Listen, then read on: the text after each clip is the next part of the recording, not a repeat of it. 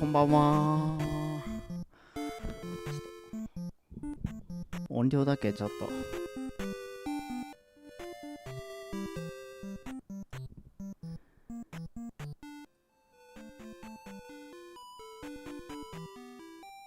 こんばんは。古舘えりかさん、こんばんは。よ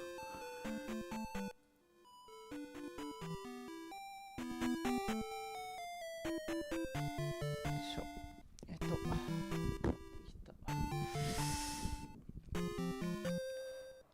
高則さん、のだめさん、達人さん、はいねこさん、こんばんは。すいません、今日、急遽、気になってきまして、やることにしました。お、NNN さん、こんばんは。つくしさん、こんばんは。すいません。おっと。かりさん、こんばんは。そうか、今、これが表示してあるんだね。さなみじろうさん、こんばんは。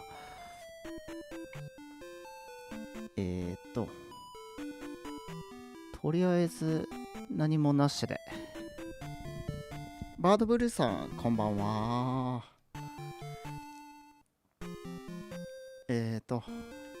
で、これシナリオっていうか、ストーリー的には、最後まで進んでないんですけど、ほぼ最後っていった感じですかね。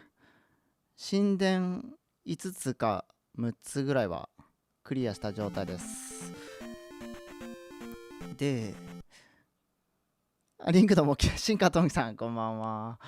リンクの冒険、そうですね、僕もずっとやりたかったんですけど、前回のアンケートの結果がブレワイだったので、そこはちょっと意外だったんですけど、はい。で、まず全体図から見せていきましょうか。朝木さん、こんばんは。皆さんありがとうございます。なんか思ったより来てくださって皆さん。こんなに来てくださると思ってなかったんで。そうだな。これなんですけど、ブレワイから見せた方がいいか。で、そうだな。ここにも、ちょっと待ってくださいね。丸を追加します。ちょっと。どこだったかな。丸の場所。あった、これだ。でかいな。でかすぎやろ。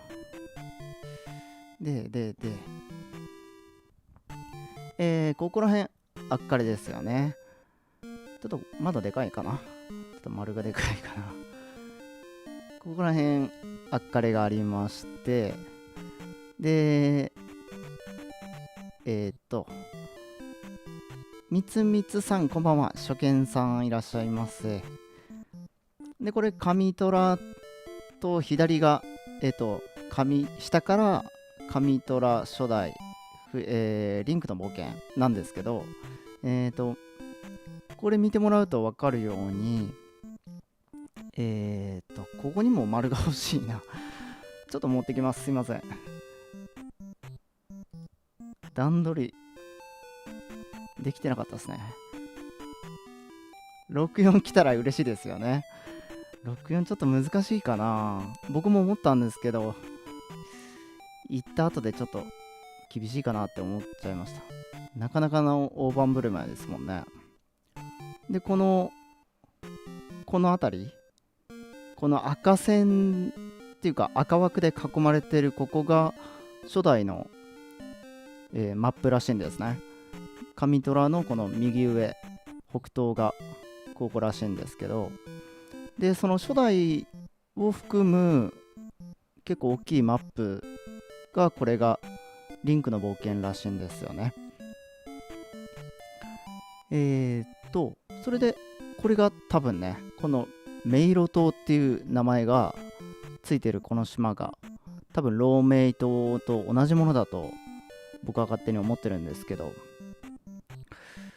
ヒロさん、こんばんは。いらっしゃいませ。で、とある方のツイッターからちょっとめちゃくちゃ興味を持ったんですけど、僕は、こっちかな。それがこっちのやつかな。こっちも丸ちょっと用意します。ごめんなさい。ほんと段取りができてない。スッと出しますね。すいません。あれ、もうちょいできてると思ってたんだけど。ポステイトさん、こんばんは。いらっしゃいませ。で、その文章曰くですね、フォロワーさんのちょっと考えっていうか、ちょっと聞いたんですけど、ここら辺、この北の城っていうんですかね、ここがアッカレの市唐村なんじゃないかみたいな、そんな話だったと思います。この湖のね、真ん中にあるっていうところで、方向的にもね、北東ということで、そんな感じでいいのかなと思ってまして。ブレッドさん、こんばんは。皆さんありがとうございます。こんなに来てくださると思ってなかったんで、かなりびっくりしてます。はい。すいません。急遽、事前連絡なしで始めちゃいましたけど。あとはね、どこなんだろうね。わかんないですけど、上虎の、こっちですね。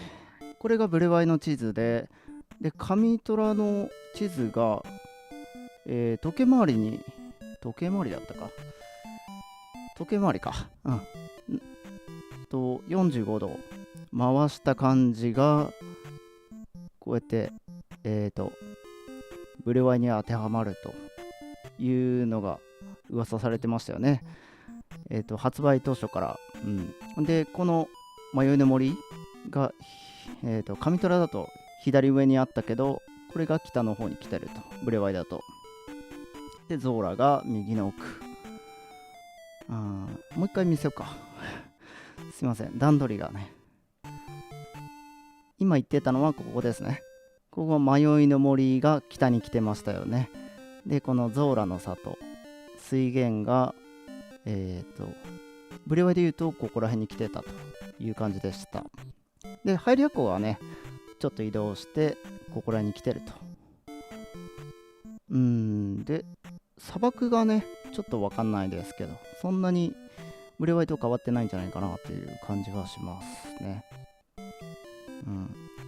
で、ハイラル城も多分ちょくちょく移動してるとは思うんですよね。どっかに移動、なんていうか、移設したりとかはあるんじゃないかって勝手に思ってるんですけど、そこはちょっと分かりません。ということで、つまり、ちょっと前置き長くなっちゃいましたけど、ちょっとちっちゃくしますね。前置き長くなっちゃったんですけど、要するに、ここら辺、上虎のここら辺にアッカレ地方があるっていうことになるのかなと思いますね。ここら辺なのかな。でも、ここにデスマウンテンがあるから、ちょっとそこは合わないんですけどね。リリリンクさん、こんばんは。いらっしゃいませ。とりあえず見ていきましょうか。ほんで、ここか。で、今話してたところがこれで、ここがデスマウンテンらしいんですね。初代ゼルダの伝説のデスマウンテンがここだということらしいです。で、これは地続きで北の方まであって、これがちょっと回転するってことなんですかね。時計回りに45度ぐらいは多分回転するのかなという気はしますけど。で、この左と右のね、このマップが、方角はね、そのまんまらしいんで、ちょっとあって、大きさはちょっと違くて、と直そうか。こういう感じになるっぽいですね。違うか。こうか。こことここが、そうですね。つながるから、こんな感じになるのかな。うん。だと思います。大体ですね。ごめんなさい。間違ってたらごめんなさい。あ、でも、パラパ砂漠から、あ、違うね。違うね。港と港がくっつくから、ここか。こんな感じですね。こんな感じっぽいです。に並んでて、ちょっとここはね、離れてると。そんな感じですね。うん。そんな感じです。ちょっと、じゃあ、早速っていうかもうだいぶ経っちゃいましたけど、ここら辺行ってみましょうか。でもね、何分、ファミコンのゲームがもともとのやつなんで、行ったところで何もないっていうのは、まあわかるんですけど、地形のね、その似具合っていうか、類似点を探したりっていうのをね、やりたいと思います。だから細かい装飾とかはもちろんないんで、そこはあまり期待しないようによろしくお願いします。はい。そんな感じですね。ほんで、今日何時までやるかちょっとわかんないですけど、はい。なんか見つかったら、ブレワイで探しに行ったりとかしたいなとも思ってるけど、って感じですね。ちょっとわかんないです。早く終わるかもしれないし、遅く終わるかもしれないです。はい。初代ゼルダの、湖の中に浮かぶ2つの初代ゼルダ。2つの島がドクロの右目と左目だと2つ。ちょっと見ていいですか？気になる空。あ、これ以上拡大できないのか。真ん中の、なるほど。ドクロの右目と左目っていうのは、アッカレのドクロの右目と左目ってことですかね。なるほど。確かに位置的には、この北東の方なんで合ってますね。その可能性は確かにあるかもしれないです。ちょっとじゃあ、なるほど。この辺り行ってみましょうか。この、市から村っぽいらしきところに行ってみましょうか。で、今どこにいるんだ？ちょっと待って。現在地をまず確認します。こんばんは。ランチタイムさん、こんばんは。ナボールか。ナボール？ちょっと待ってね。町の名前が一覧が書いたのがどっかにあったんで、どこだったかな、ナボール。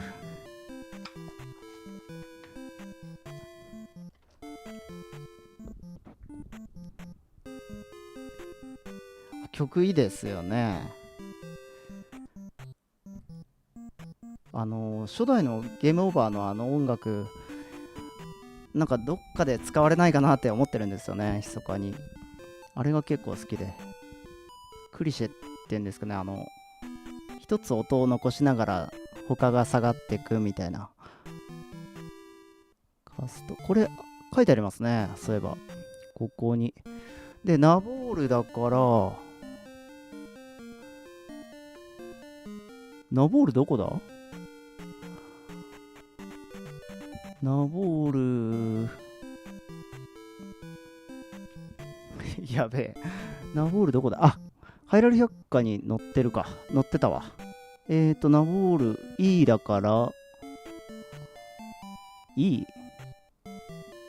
あ、今ここにいるんですね。わかりました。今ここにいるみたいです。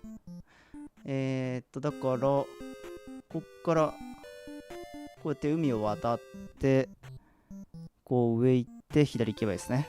OK。行こう。すいません、お待たせしました。行きましょ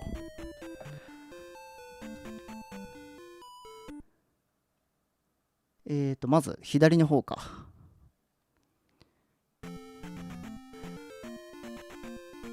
で、僕、初代のね、クリアデータが持ってないので、もしなんか探しに行こうってなった時にそれができないんですよね。しまったな。それも用意しとくべきだったかもしれない。地続きなので気になってきますよね。なんかわかることがあるかも。こんばんは、どっこさん、こんばんは。よいしょ。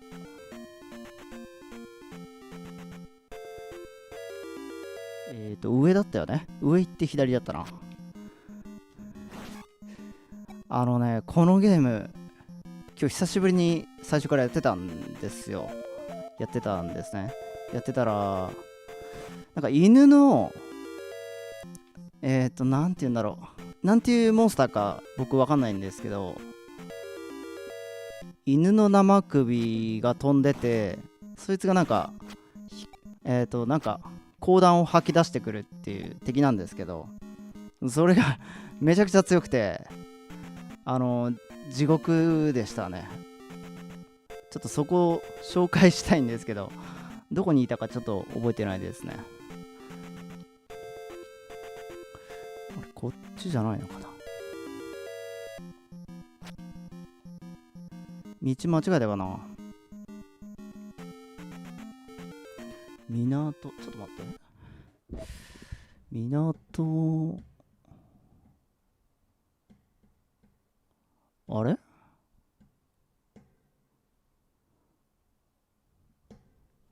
なんか違くない？あれよくわかんねえな。迷ったかもしれないですね。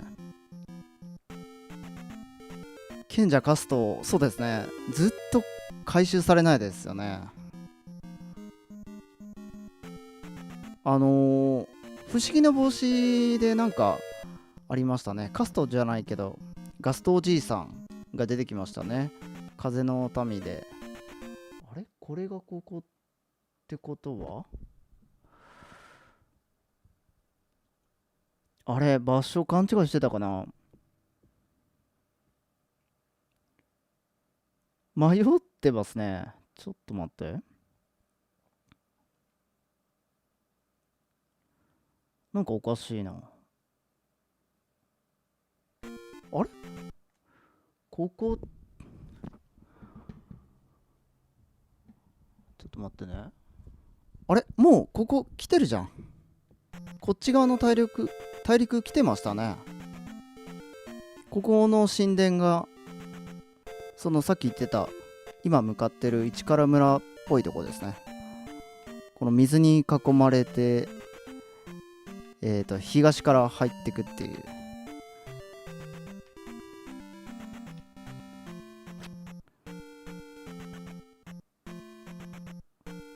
ここが最初のこの神殿なんだ。ゼルダがいる。そうなんだ。ここなんですね。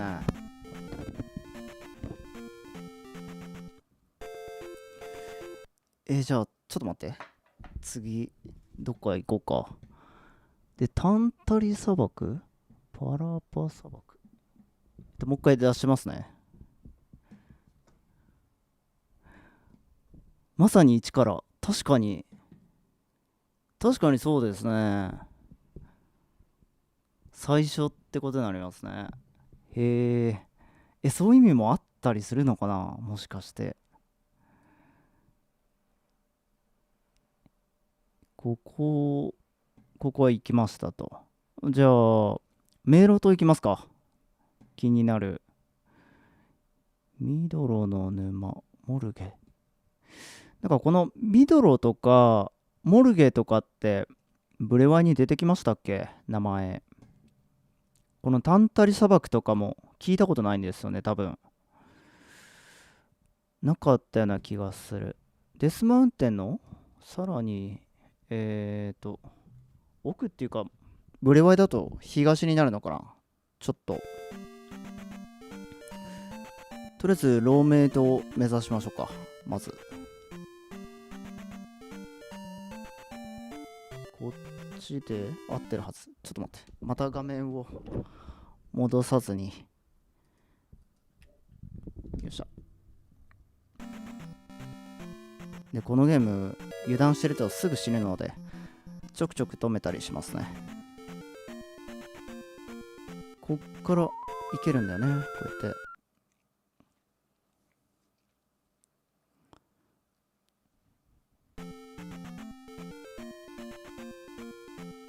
で、ここが、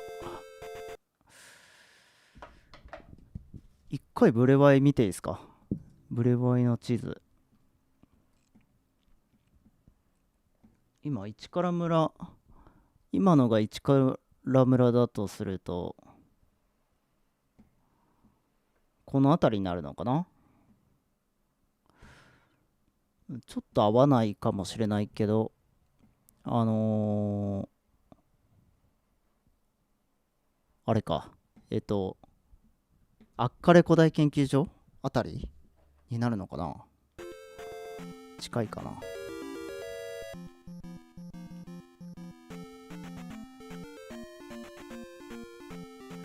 このゲーム地図がないからな。で、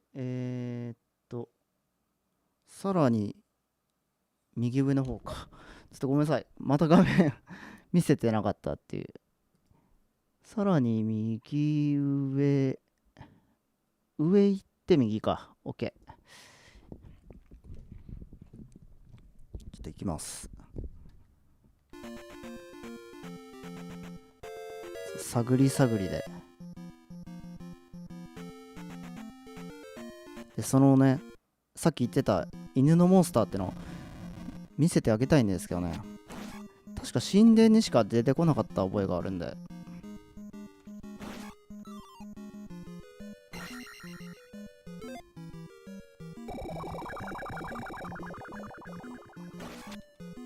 いやー、むずい。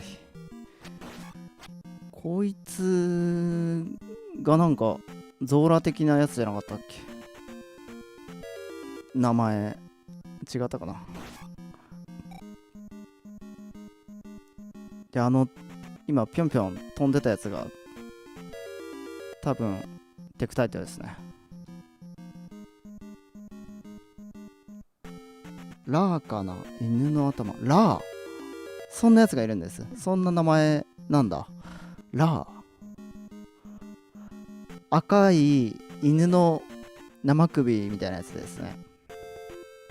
違う、これ右だ。これの右が多分迷路塔だ。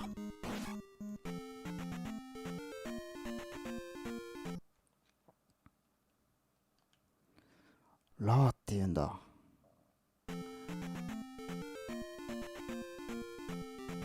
ここね、迷路になってて、ここに神殿があったんですよね。もうクリアしちゃいましたけど。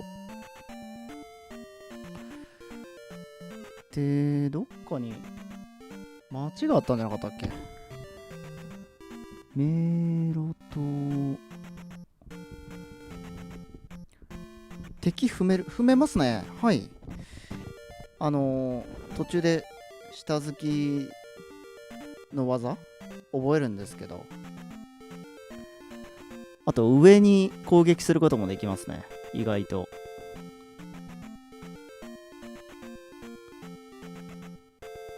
下になんかあるマップ見るとへこみがありますね。あれなんだろう。あそこは多分行ける場所じゃないと思いますけど。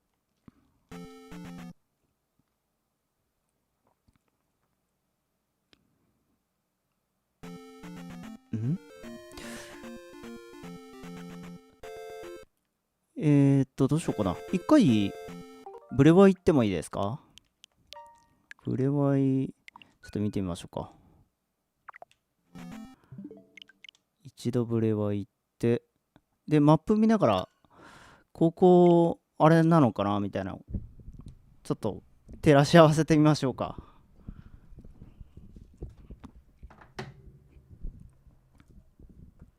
迷路と遅れ、こんばんは、白線さん。こんばんは。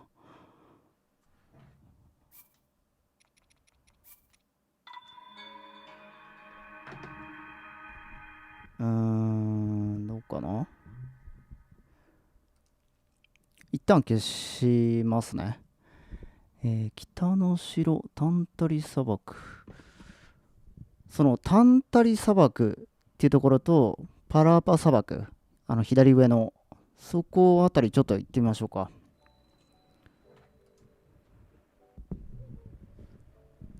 で、結局、ブレワイになっちゃうっていうのはありますけど。えーと、まあ、ここが迷路島だと仮定しましょう。うん。そこはもうしょうがないから。で、ありがとうございます。キッズさん、こんばんは。嬉しいです。ありがとうございます。根性崖。一回出そうか。片面に、じゃあ、一回地図出しましょうかね。どうやってやるのかな。そっか。消しちゃったから、できないんだ。この辺り、このタンタリ砂漠っていうのが、こういうところなのかな。こんなところに砂漠があったのかな。あと、ここ、ここはまだ地続きなのか。ああ。迷路塔がある、あそこと、こっちと大陸が分かれてるんですね。だからどこになるんだ。ここら辺が、でも、ちょっと時計回りに回るから、どうなんだろうね。うさぎのおもちゃさん、こんばんは。ありがとうございます。いらっしゃいませ。謎解き大好きさん、トロクさん、こんばんは。えーと、そうだな。で、ここが、じゃあ、例えば、あっかれだと、あっかれじゃないわ、市原村だと仮定しましょうか、まず。で、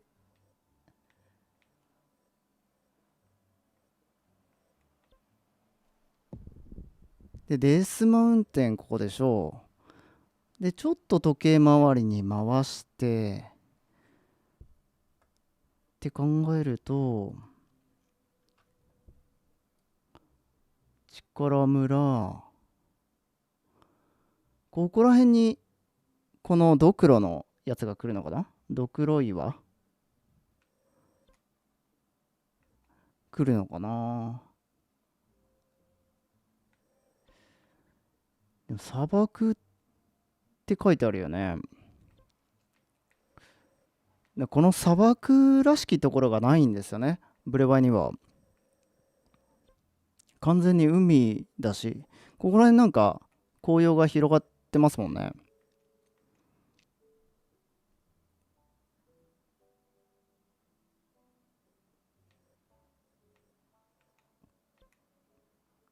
ど根性崖か。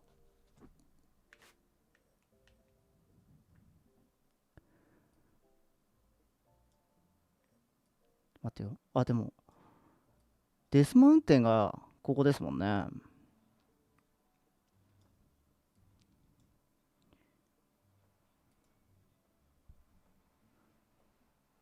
お東大陸が北西に移動して、G、G、G、G はどこだ。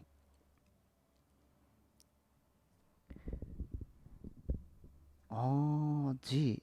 右の G ですかね。ちょっと丸を消してしまったので、もう一回用意します。すいません。間違えた。つくさんありがとうございます。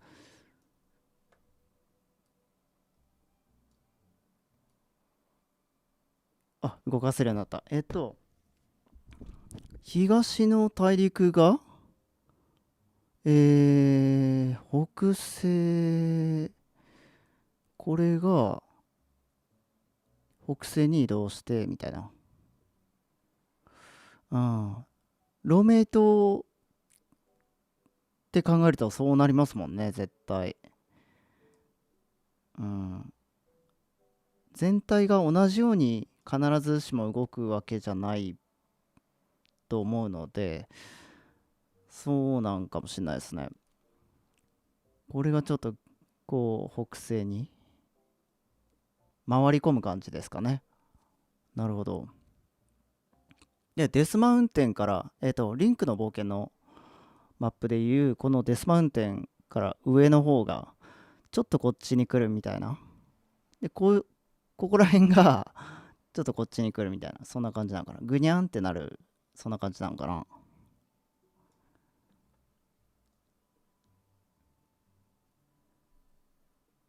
パラパ砂漠の上ら辺に来るように、うん。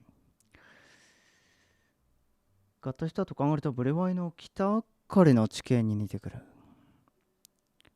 北アッカレの地形か。敗北ルートのゴロン族は耳がとんがっているの。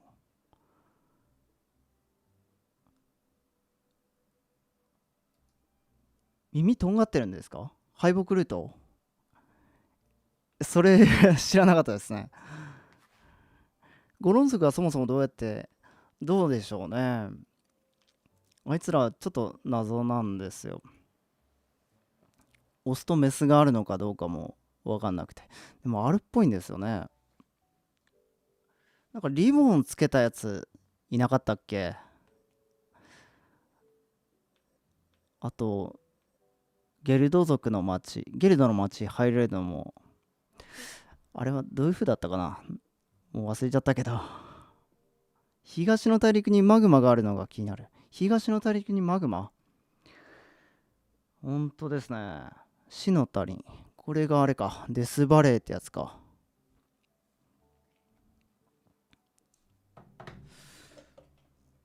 よいしょ。ちょっとこれ、拡大してみる？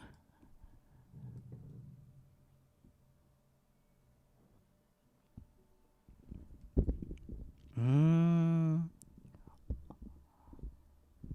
敗北ルート。確かにカミトラ2もいないですね。似た、名前忘れちゃった。あの人はいるけど、賢者になってる。いましたね。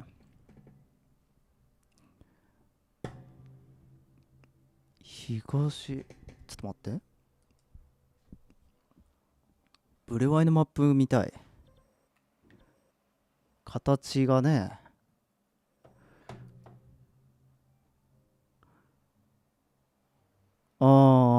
なんか、うん、確かに、形が似てるかも。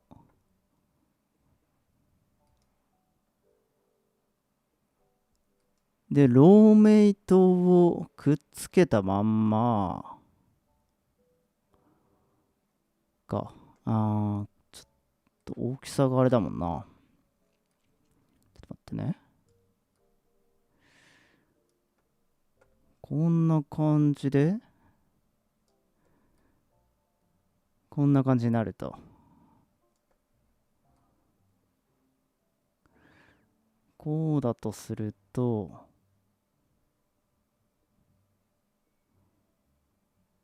あー、デスバレーっていうこの死の谷が、そうか、デスマウンテンの、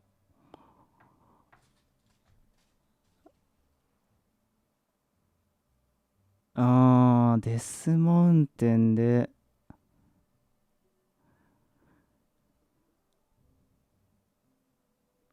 分裂したってことか。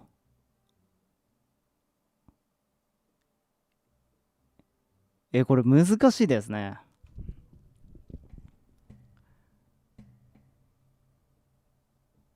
ここが、右上に来る感じか。ちょっと合わせてみますか。で、迷路灯は縦長なんですよね。それが横になるように並べるとか。それはちょっとあれか。考えなくてもいいところなのかな。形なんとなく似てますよね。この、えっ、と、マキューザ半島あたりと、この辺がちょっと似てますね。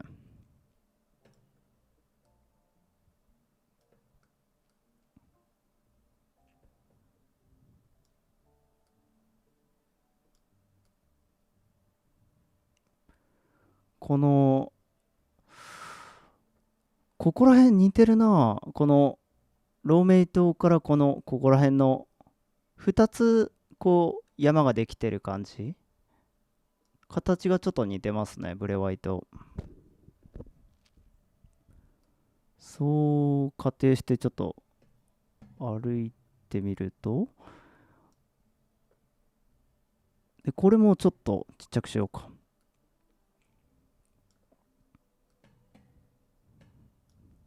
こんな感じにして、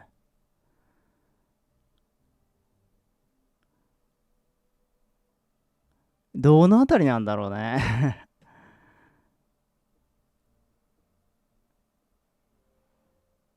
あれが市から村だとすると、こんな感じで、こういうことですかね。つくしさんがおっしゃってたのってこんな感じのことですよね、多分。でもデスマウンテンがあるから、もうちょっとあれか。もうちょっとこっちなのかな。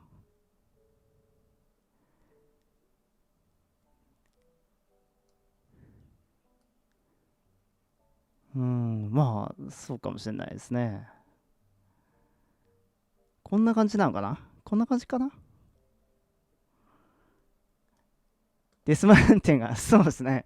そことかぶってんだよな。ちょっとよくわかんない。でも、ぐにゃんってなるからね。地殻変動で。ここら辺が動く。ここら辺がぐにゃんと形を変えるんだろうな。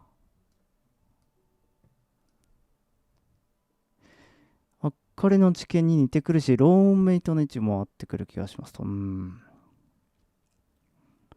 マグマも合わせると、もうちょっと近い感じかな。こんな感じかな。で、デスバレーは、なんだろう。ちょっと、なんていうのかな。デスマウンテンの北東の方なのかな。デスマウンテンが。これで、こんな感じか。これだとちょっと、結構合う気がしますね。似てる感じがします。でも、やっぱりデスマウンテンがゾーラに来ちゃうね。うん。敗北ルートのゴロンは確か不思議の木の目しか登場しないと。進化の過程で耳を尖らせる必要があったのかと。耳が尖っている種族と交わるってのがね、交わるってのがどういうことなんですかね。ゴロン族はどうやって生まれてるのか、ちょっとよくわかんないですけど。個人的にリンボーのデスマウンテンエリア、リンクの冒険のデスマウンテンエリアが、はい、ブリワイのゾーラ大地出したら全て収まればいくと。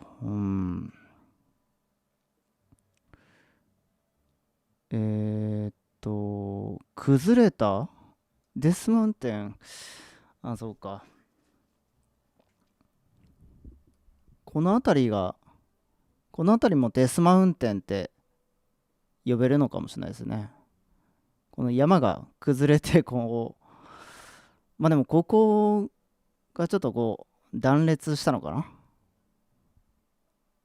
だからゾラ大地がつくしさんが言うようにこのデスマウンテンの一部だという感じですかね。元デスマウンテンみたいなそんな感じ。うーんとデスマウンテンはすでにヘブラ山と間違われた前科。上虎ですかね。左に傾けてデスマウンテン重ねたら、左に傾けてデスマウンテン重ねたら結構綺麗に重なってる気がする。左に傾ける。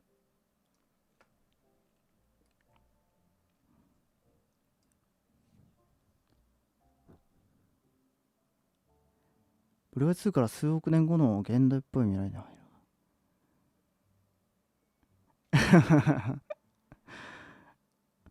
る。僕、和風のゼルダがそろそろやりたいなって思ってるんですよね。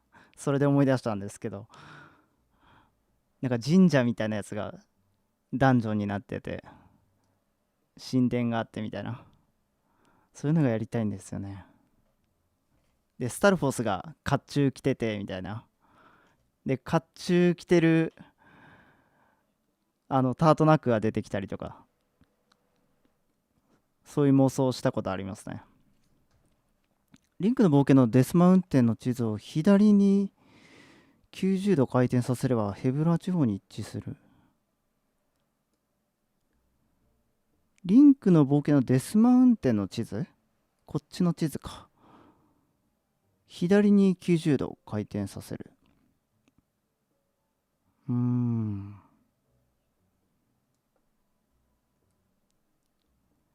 大きさ、じゃあ大きさ合わせてくっつけてみますか。一旦紙トラマップとリンボーマップを比べてみるな。わかりました。それでいきましょうか。そうかそうか。そこが近いんですもんね。近いっていうか一部だからっていうのをやりましょうか。じゃあ、ここにさらに、そうかもしれないですね。マップ、今出しますね。ここにマップ追加します。紙トラを、この中の、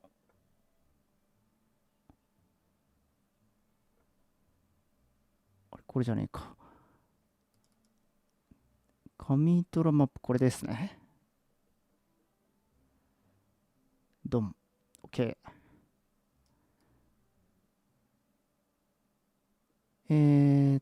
ちょっと重ねてみましょうか。まあ、仮にここら辺に置いといて、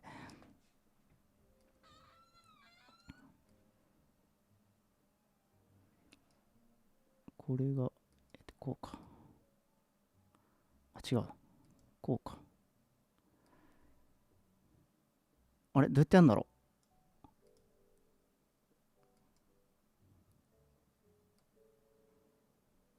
この重ね方がちょっとよくわかんないですけど。この解説にあるように合わせてみると、こっちか。こんな感じで合わせるとすると、初代がとにかくめっちゃ狭いってことですよね、マップ。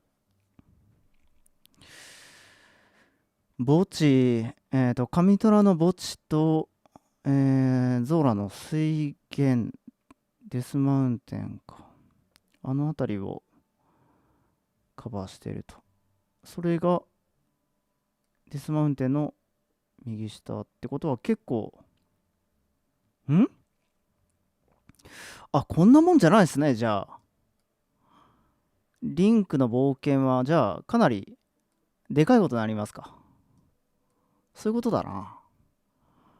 逆だった。ちょっと紙トラじゃあちっちゃくしましょう。かなり。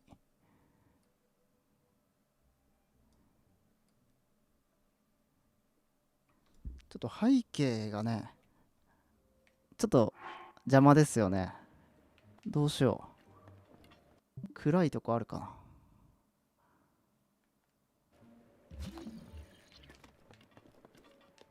ちょっと背景をね、暗くしたいね。ちょっと移動します。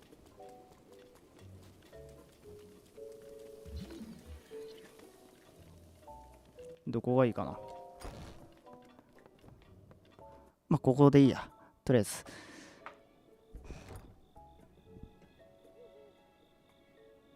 大きさ的にもうちょっと、もう紙トラをじゃあかなりちっちゃくして可愛くして、こんな感じかな。こんな感じかもしれないですね。で、これが困ったな。紙トラをもっとちっちゃくしよ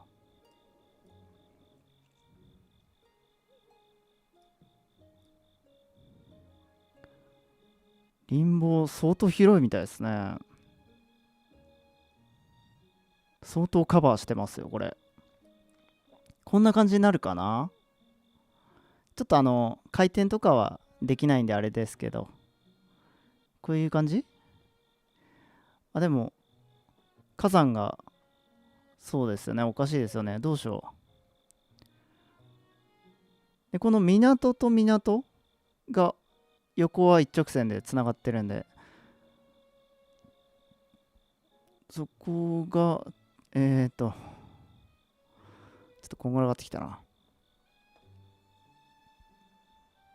こんな感じか。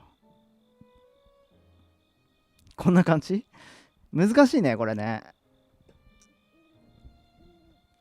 どうだろう。ちょっとコメント読みますね。だいぶ読んでなかったんですいません。リンクの冒険のデスマウンテン側、はい、の、マップを時計回りに90度。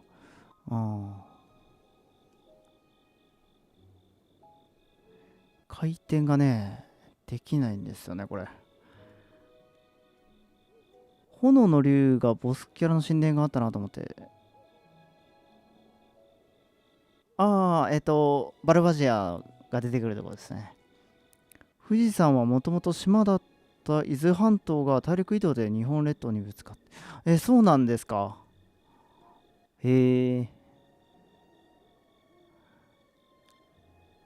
その山の、その成り立ちっていうのは僕、あんま知らないんですけど、東大陸は西大陸にぶつかってブレワイのデスマウンテンが新たに隆起したとかと。なるほど。2回目、これがこう、ぐーっといって、こっちか。こっちにググーっていって、この辺りが上に盛り上がったみたいな、そんな感じですかね。面白いですね。デスマウンテン同士を重ねると、ヘブラ地方の近くの地形と重なる。ヘブラ地方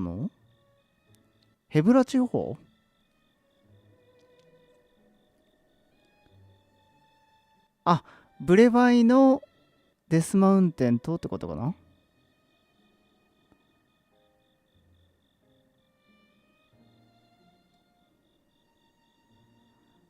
和風ゼルダだったらさ地形違くねえと思ったらリンクの冒険だった。あっかれっぽいやつはリンクの冒険にあった。うん。ハイラル百科通りに重ねると、リンボーマップが異常に大きくなった記憶があると。うん。大きいですね。紙トラがあんなに可愛くなってます。このハイラル百科通りに重ねた結果が多分今出来上がってるので大体合ってると思うんですけど、こんな感じになってますね。異様にでかい。もうちょいこうか。もうちょいちっちゃいかな。こんな感じか。端まであるからこんな感じになるのか。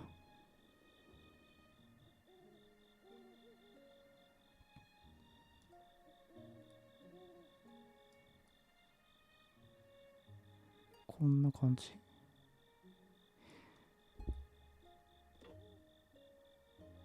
で、道の大きさがだいたい一致するんで、こんなぐらいかな。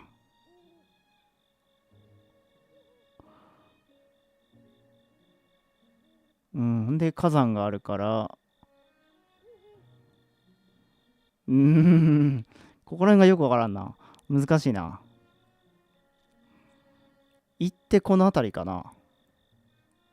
どうなんだろ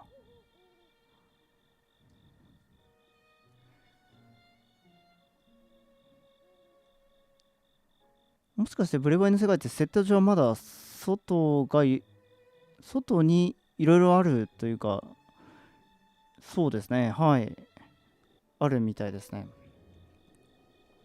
トライフォース三重士の舞台になったところは、右上あたりでしたっけ、北東の方にあるらしいので、まだあるみたいですね。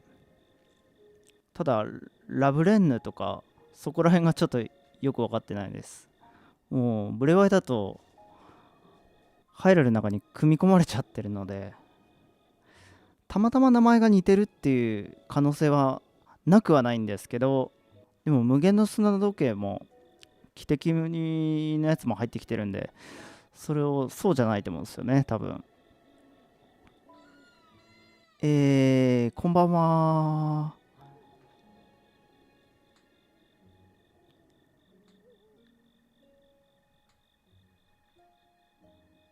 ちょっとごめんなさいね。今、コメント読んでます。すいません。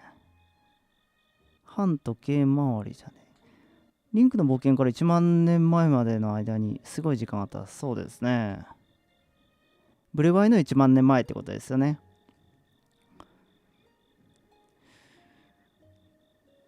デスマウンテンの交代、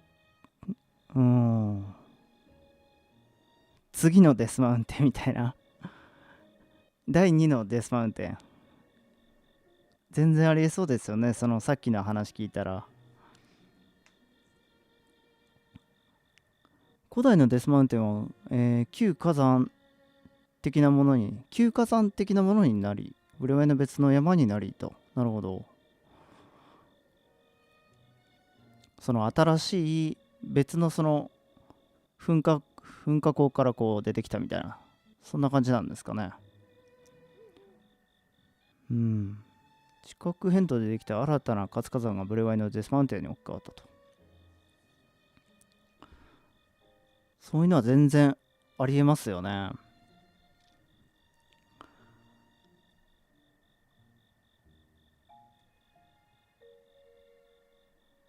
で、前からしつこく言ってる、あの、いろんないろんなところに、ここにあるはずのないものがあったり、みたいなことがいろいろあるじゃないですか、ブレワイのハイラルは。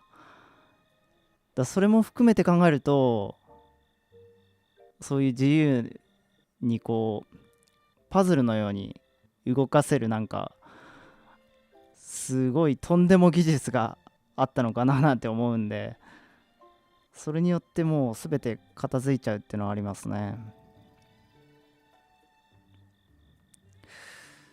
3つの世界線のが混ざってるのが未だによくわかんないんですよね。リンクの冒険時代からブレワイの1万年前の勇者の時代の間がかなり空いていれば、大幅な近く、そうですね。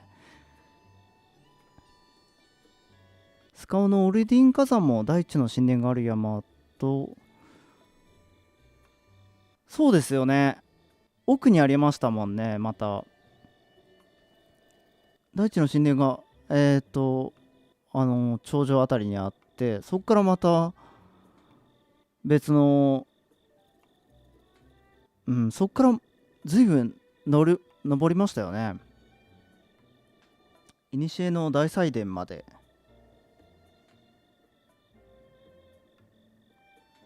ここにあるはずのないもの、リンクの武器の冒険の勇者ロトの墓。なんかそんなネタありましたよね。青木田樹奈さん、十景さんこんばんは。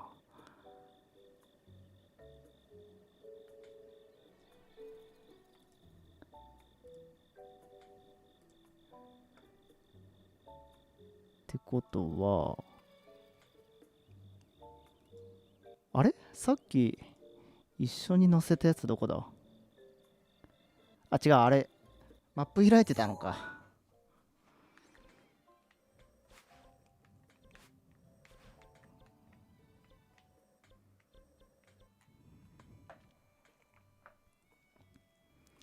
ちょっと待って。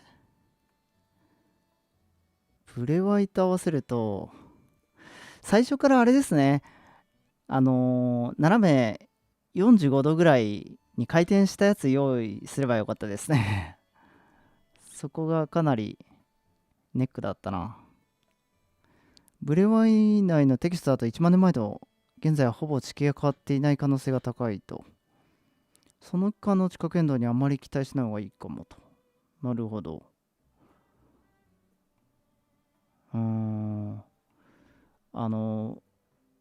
双子山が割れたみたいな、あったじゃないですか。なんか、巨大な竜がいたみたいな。それが割ったみたいな話ありましたよね。それとあんまり変わってないのかな、地形とか。勇者勝利時代ルートだったとしたら、ハイロラビは全く別の場所なんだっけと。勝利時代ルート風拓の、そうですね。大人時代の方は、別の大陸になりますね。はい。山木さん、こんばんは。ブレワ2のリンクの手に宿ったものが向き合うのよ。次のね、PV で、右手でシーカーストーンの能力やってましたね。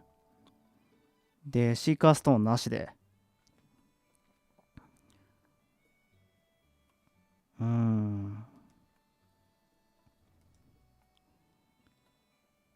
よく言われてるやつですね。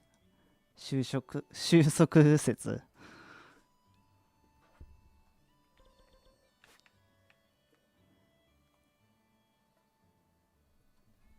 じゃあ、1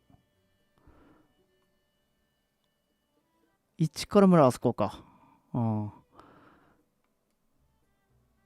1から村が、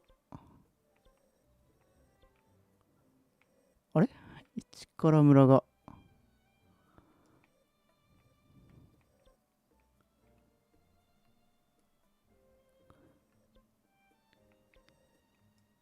道が、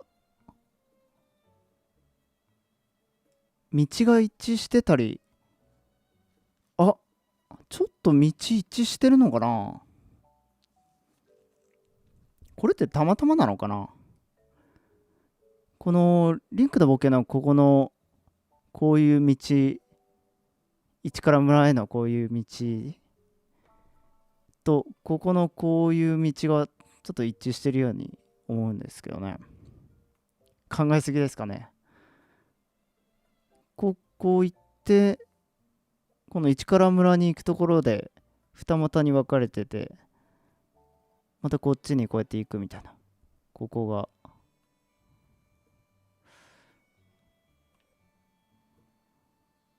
そうですね。でもそうなると、デスマウンテンっていうのはちょっとおかしくなるんですけどね。やっぱり。おかしくなるな、やっぱ。違うな。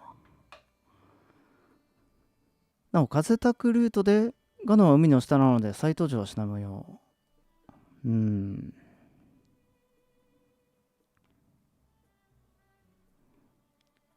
うーん、そうなんですか。もっと前ってことなんだ。じゃあ、その巨大な竜がいたみたいな伝説は。で、ゼルダの伝説のことなんで、多分なんか実話だと思うんですよね、それも。奥アッカレ平原のさらに上、奥に伸びてるマップギリギリのところ、奥アッカレ平原のさらに奥に伸びてるマップギリ、ここのことですかね。なんで行けるように。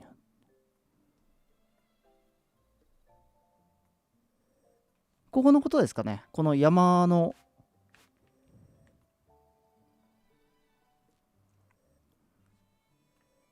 山ありましたよね、ここに。あのやぶさめホバーかなんかで、ここまで行きましたね、そういえば。歩けた覚えが。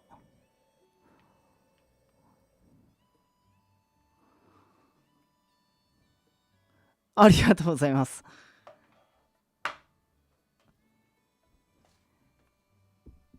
デスマウンテン同士の重ねた画像。ちょっと今、チェックしてみますね。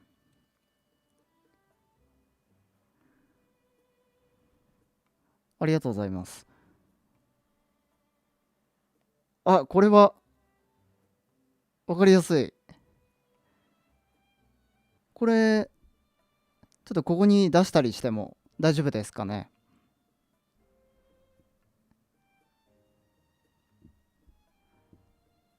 どう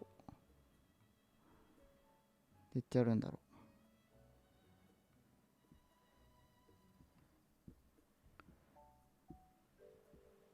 ちょっと待ってくださいね。今、ちょっと奮闘してます。大丈夫ですか？ありがとうございます。許可いただきました。ちょっとここに載せますね。しっくりくる、確かに。ここに出そうか。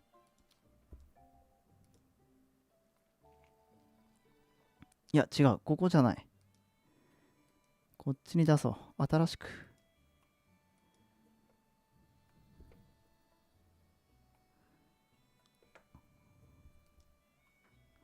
あれ、どこ行っちゃった？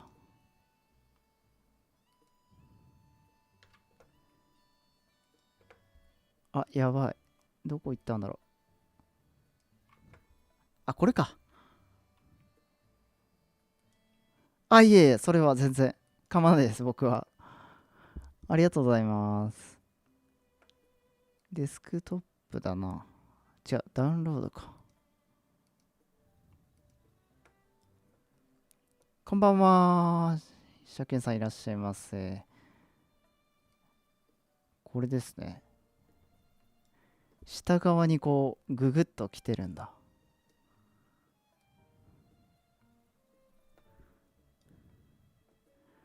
なるほど。デスマウンテンは、もう、ちょくちょく変わるみたいなそんな感じですかね。ありえますよね。ハイラル城だって移動するわけですから、ハイラル城っていうか、ハイラル王国が移動しますもんね。風タクみたいに。こんな感じのやつですね。朝木さんに送っていただきました。森が合いますね。こうすると。これがない状態だと、スタート地点。あー、同じぐらいの寄り幅にしてみましょうか。どれぐらいだろ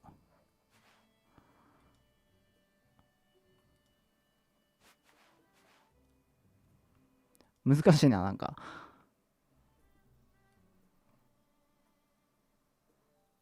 デスマウンテンの大きさ合わせればいいか。こんな感じですね。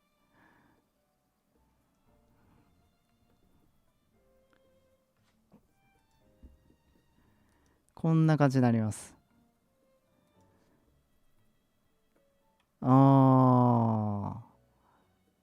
確かに。デスマウンテンの、ちょっとここ、丸出そう。丸丸丸。また丸出す。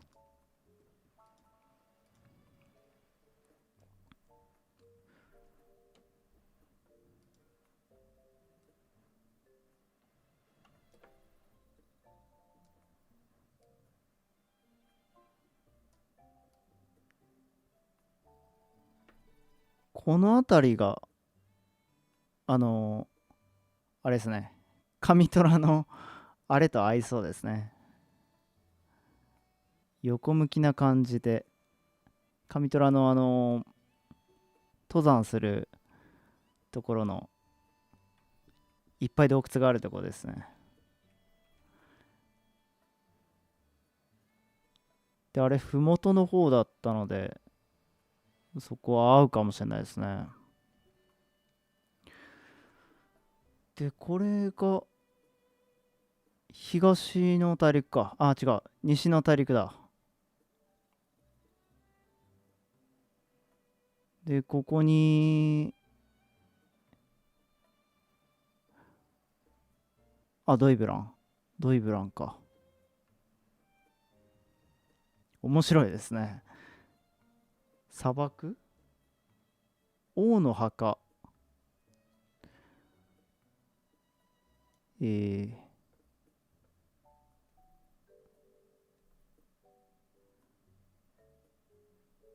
上の地形の地図を左に90度ほど回転させたゾーラの里の地形に少し似てますと。こっちのことか。じゃあ、こっちか。90度ほど回転させたらゾーラの里の地形に似てる。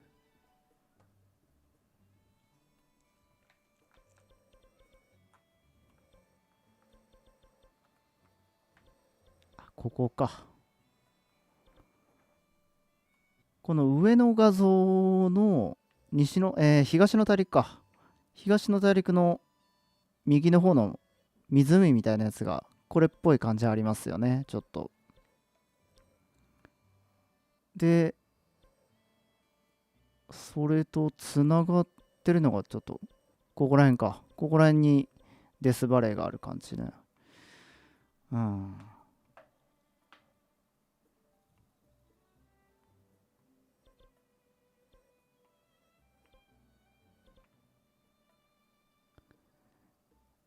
なんかよくわかんなくなってきましたね。各時代のマップ内で一番大きな山はデスマウンテンになる季節。ブルーアイ2出たら買うしかない。買うしかないと思います。はい。ここにいる方は多分全員買うと思います。スタート地点がドイブラン遺跡くらい。そうですね、さっきのドイブラン遺跡にもう塀に囲まれてるからちょうどいいかなと。うん。堀か。うん。そうなると西の大陸はどうなるんですかね。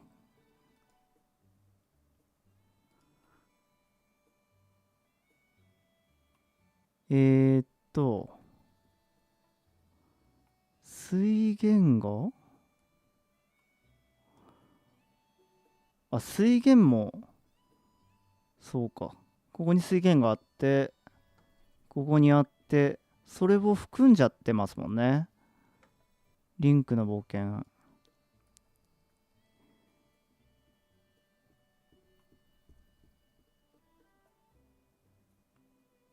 スイッチ。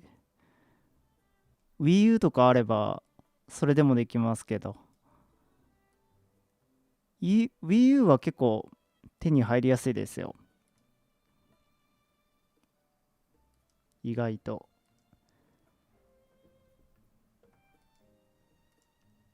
また丸消しちゃった。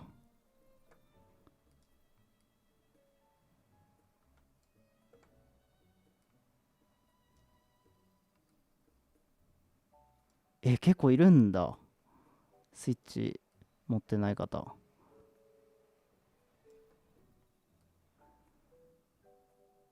父親が Wii U 嫌いなんで無理。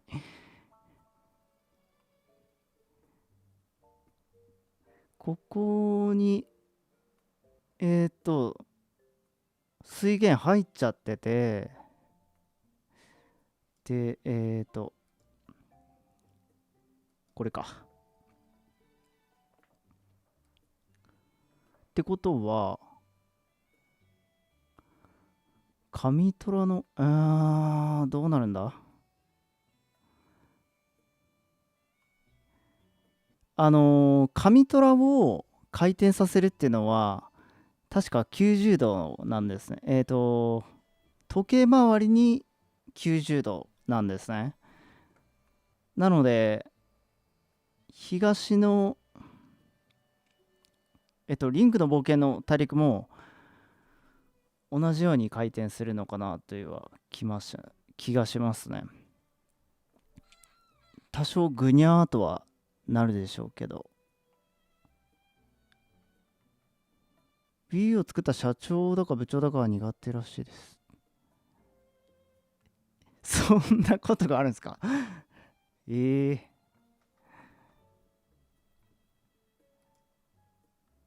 ちょっと待ってね。で、このミドロのリンクの冒険の、これじゃないか、こっちか。一回大きくしますね、また。よ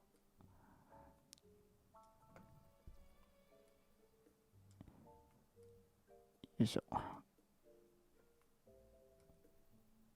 で、このミドロの沼とモルゲの沼。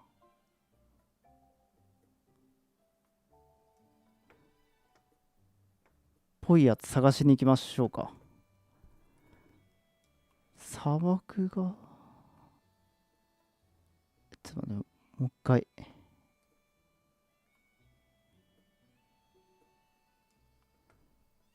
こうすると、この辺りにあるのかな。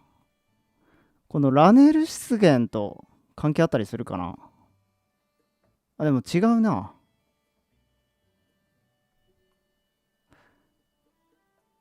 水源があって、デスマウンテン。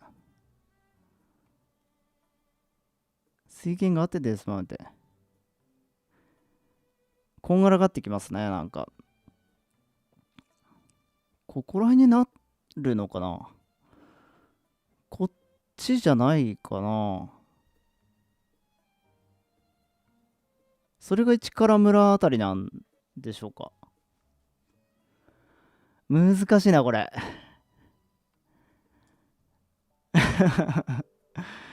いやー、これ、よくわからんな。なんかどうしても、その、なんだろう、角度変えない、今見えてる、そのまんまでなんか想定しちゃうので、そこがわけわかんないんだよね。で、そのまんまの見た目で見て、似てるなっていうか、その方向とかがなんか一致してたりみたいな探し方してるんで、余計ややこしいんですよね、多分。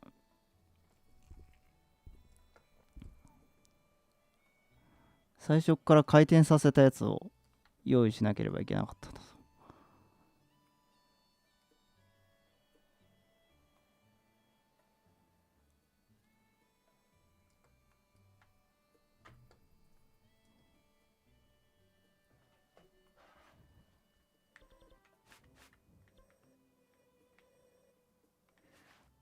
ここに、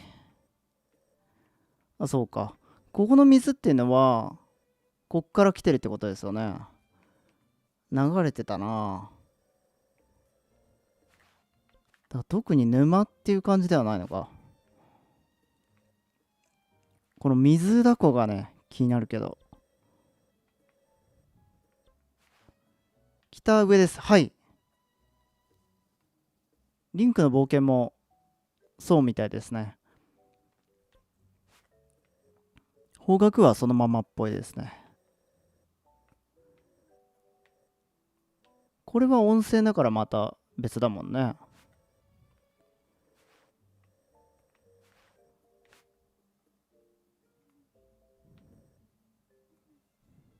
カスタムパーツ。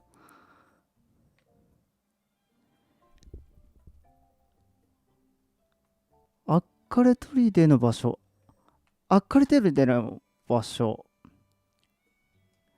考えてみましょうか、じゃあ。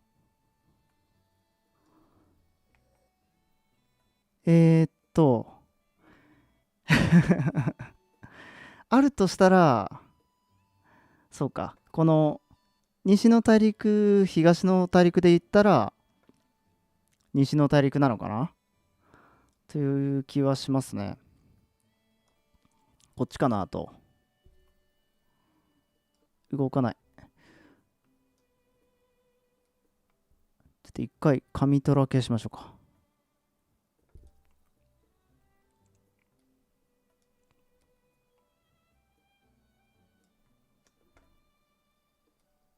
で、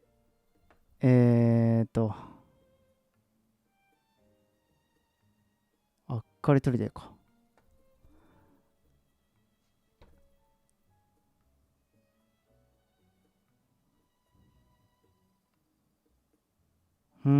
ここですかね。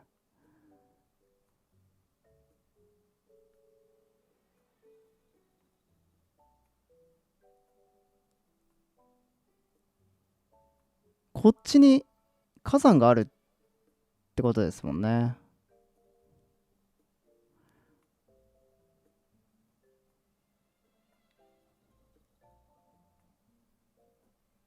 うーんと、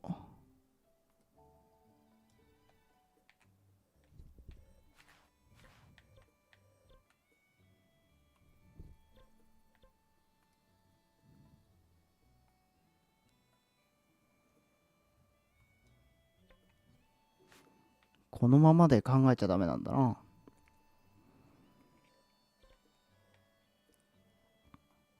あ、これなんかありますかね。ここ、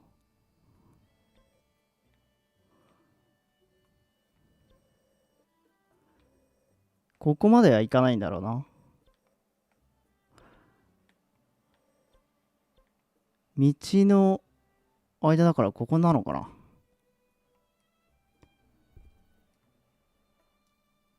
ちょっと広がって。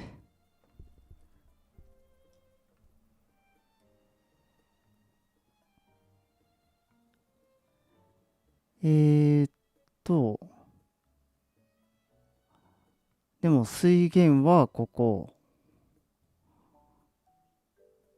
で、こっちなのかなもしかして。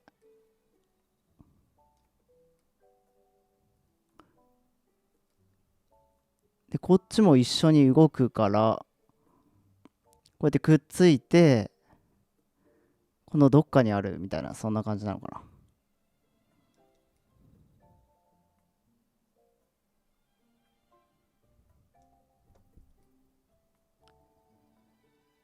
死の谷。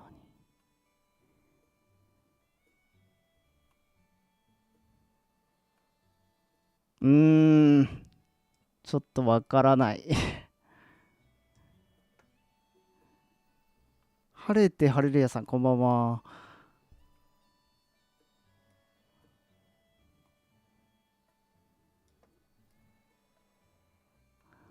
わかりませんね。なんか考えようがないような気がしてきた。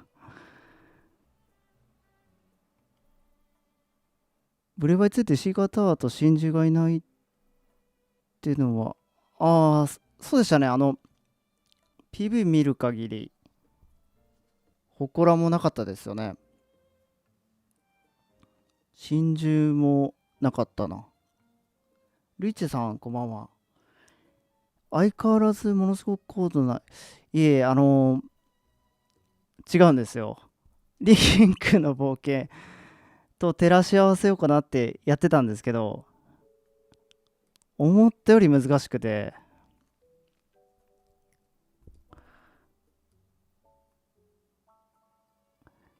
考えようがないといえば考えようがないんですよね。うん。いえ、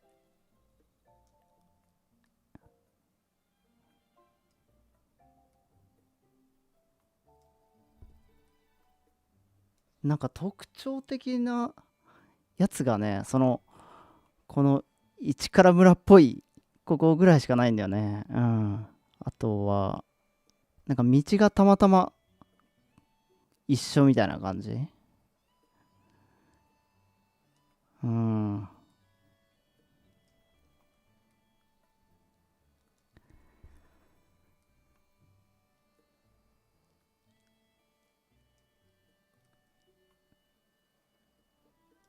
なんか植物っていうか、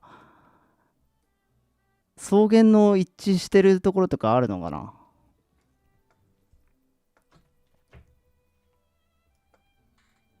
こいつをちっちゃくして、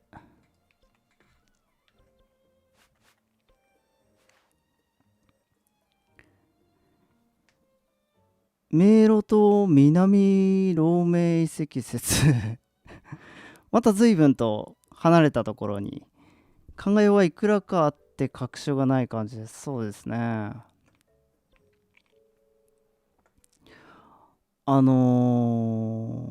さっき考えてたのは、ここ一から村と考えてってやってたんですけど、他に当てはまるところが、えっ、と、デスマウンテンかなとか、ここら辺が初代のマップらしいんですけど、そこを合わせたりとかやってみたんですけど、やっぱりなんかしっくりこないっていうか、地形をガッタンガタンそうなんすよね。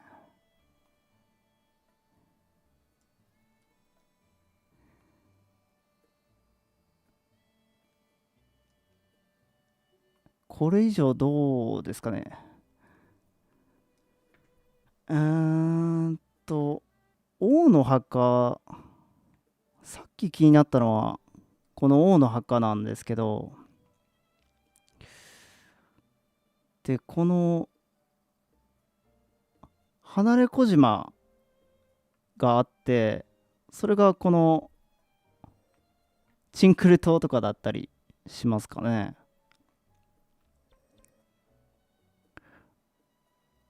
あ、マキューザ半島っていうこともあるかな。これが。うーそう考えると、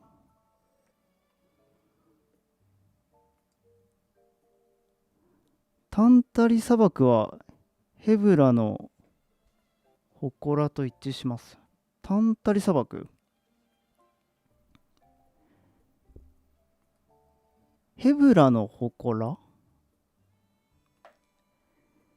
ヘブラの祠っていうのは、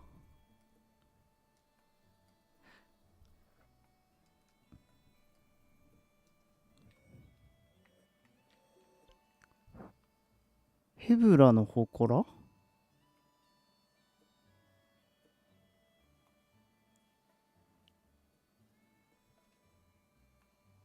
なんで王の墓はこんなところにあるんだろう。遺跡とかならある場所にあったものが地震とかで崩れてしまって別の場所に作り直したとかもありますよねと。うーん。北の祠、ヘブラですよね。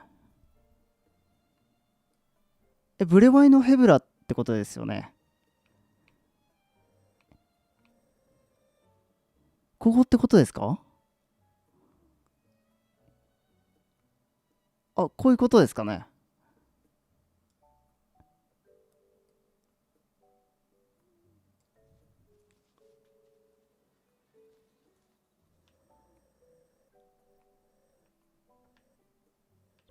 あ、えーと、なんかこの左の画像を見てもらうと分かるんですけど、その上虎の北東が、北東の一部が初代で、この初代がちっちゃくこう含まれたのがリンクの冒険らしいんですね。ってことで多分、まああるとしても右上の方ってことになると思うんですね。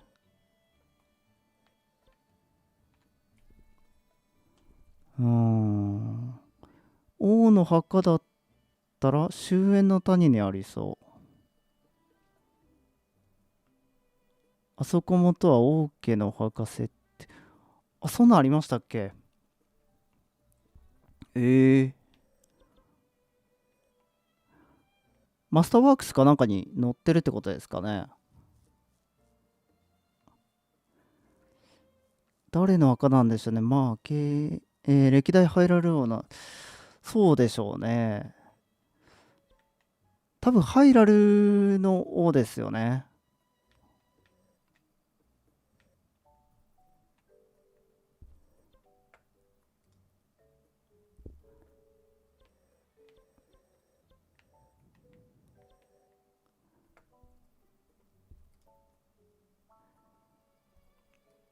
うーん。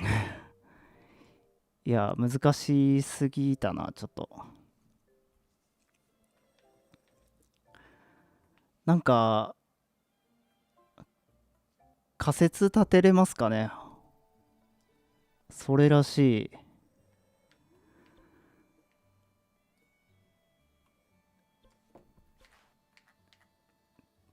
えーっと、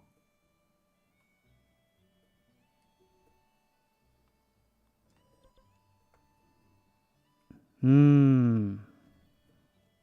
なるほど。確かに、老名は固定で考えちゃってましたね。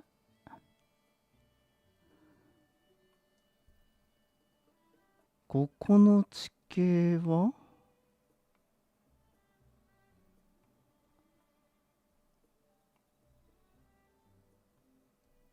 ああ、砂漠があるとこじゃないか。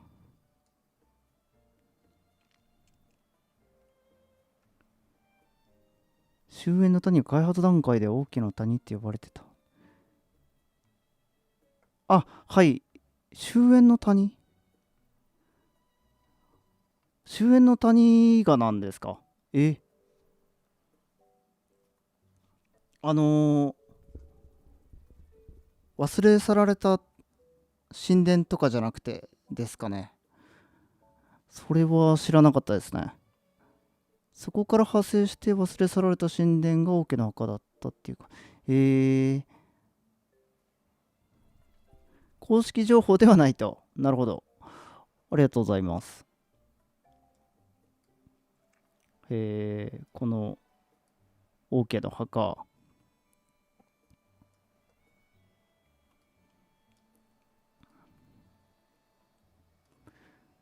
うー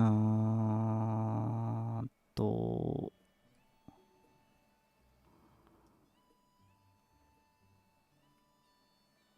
うん、わからないね。特にね。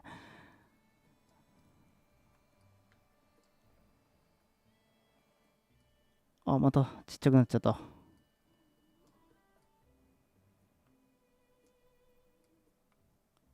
形だけで言うと、ここはこうやって合わさりそうなんですけどね。ブレワイにぴったり。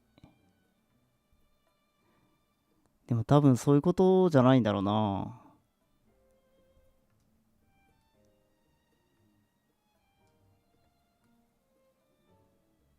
こんな感じで。なんかここ合いそうですよね。形だけで言うと。ソヤヌーさん、こんばんは。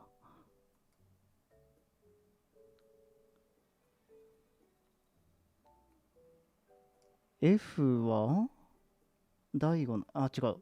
ダルニアの街か。なんかこの、まあ、ファミコンの、ファミコンのゲームなんで、あれですけど、この東と西の大陸のが山とこの草原と砂漠でほぼ出来上がってる感じありますもんね。なんていうか、なんて言ったらいいかな。なんかもともとはつながってたっていう形跡がすごいありますよね。そのデスバレーももちろんそうですけど、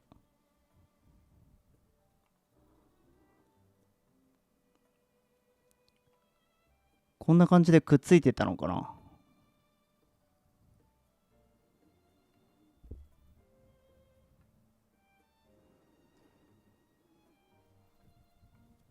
ダルニアの町は山にある町なんですよねと。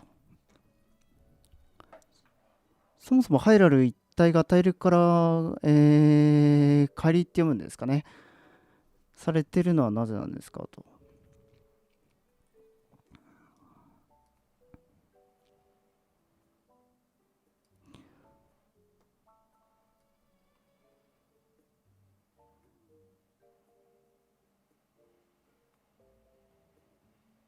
あ、帰り、ありがとうございます。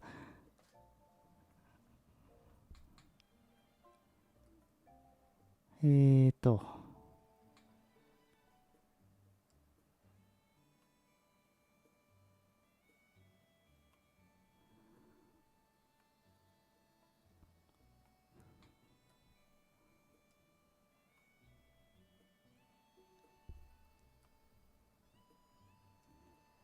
うーん、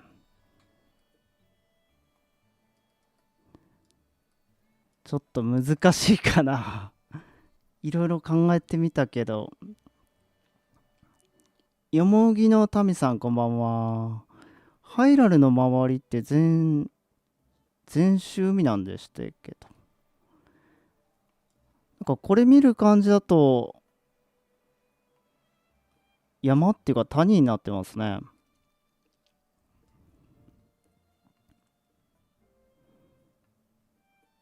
うーん。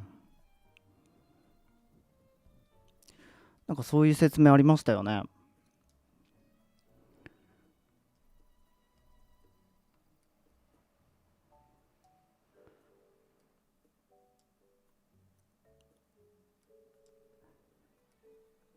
ゾーラが、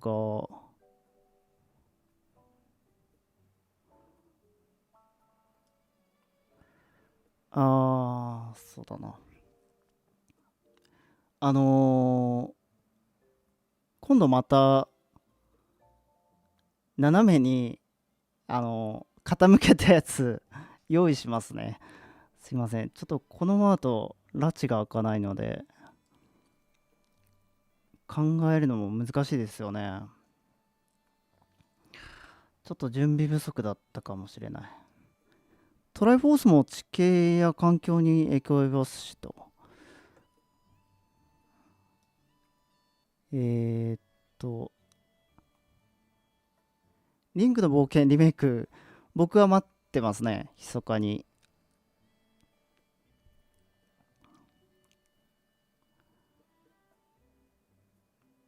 ローメイドが移動できるのはマップ外に近いところの奥アッカル平原。奥アッカル平原。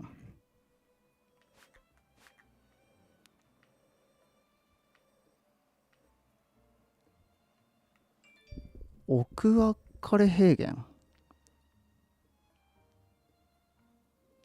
とローメイトのへこんだ部分がつながってったの。あ、ここですかね。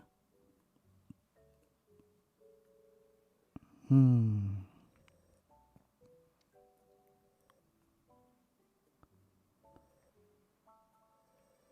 つながってたのかもしれないですね。ここらへん浅瀬が結構あったような気がしますね。これか。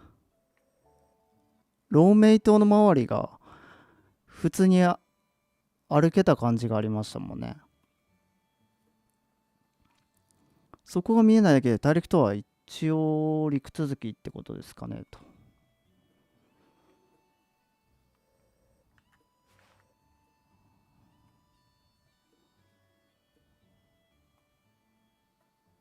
海底が浅いとか。うん。双子山とモルナー山は2つに分かれていました。双子山と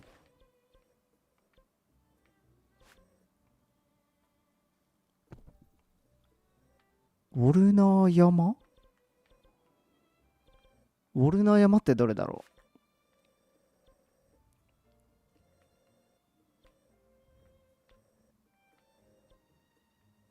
ウォルナー山ってどれだろう。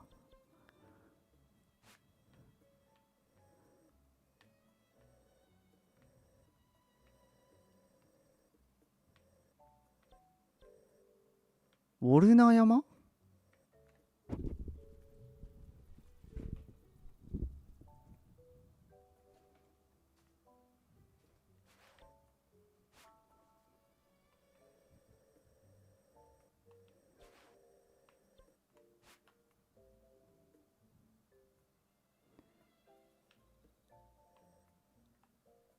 ウォルナー山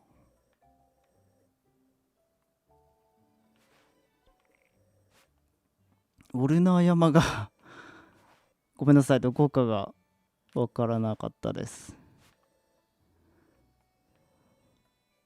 この近くなんかなとは思うんですが、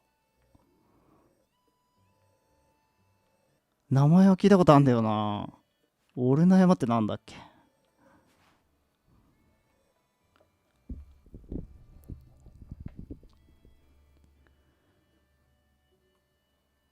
海面上昇などでもともとつながっていったところが沈んだ可能性はあります。そうですよね。その右上のさっき言ってた浅瀬がどうのこうのっていうのはそう思ってますね。ドイブランの北。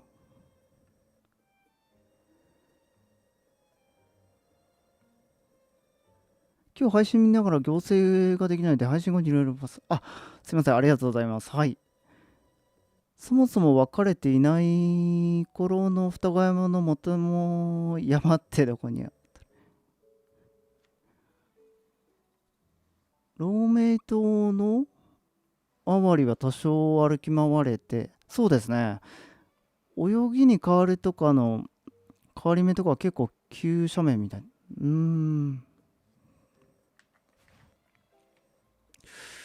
一回行ってみましょうか。ありがとうございます。川が間に流れるくらいだから相当強い衝撃で崩れてますよね。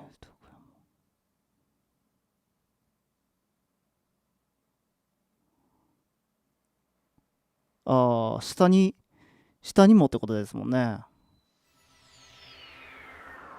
パックリ割れちゃってますもんね。ドイブランの北。ドイブランの北。あ、こんなところですか。あ、本当だ、これだ。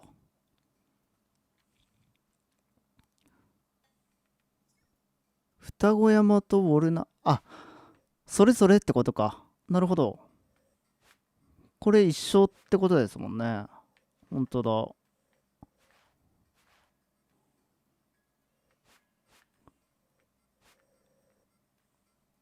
そうでしたね。そういえば。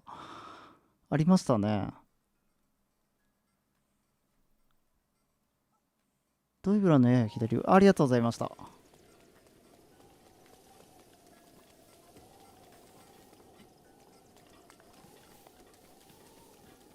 ょっと浅瀬に行ってみましょうか。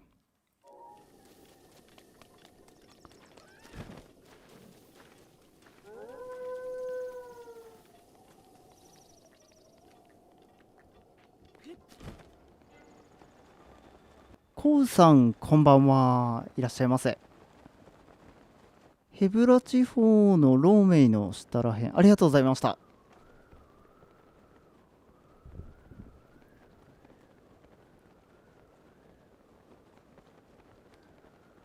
ありがとうございます。はい。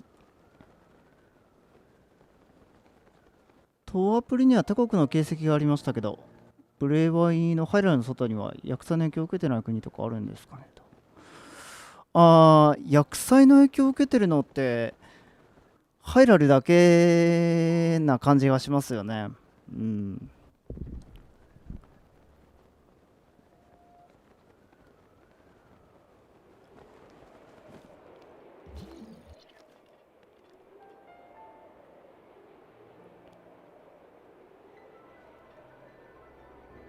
今、正面に見えてる。やべ、ガーディアン来てた。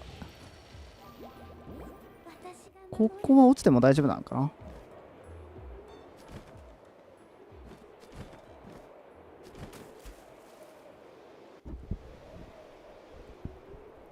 な。いらっしゃいませ。こんばんは。今日は、リンクの冒険リンクの冒険のマップ考察、えっ、と、アッカレ地方の考察をしたいと思ったんですけど、えっ、と、そうですね、今、ローメイ島の周りが浅瀬になってるのかなっていうのを見に来てます。今、正面に見てる上部入り口とさっきの奥アッカレ平原のところとかって言ってた。奥アッカレ平原、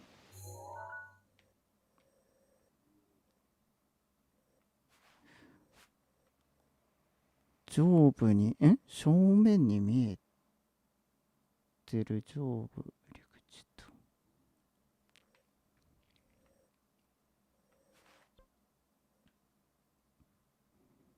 ん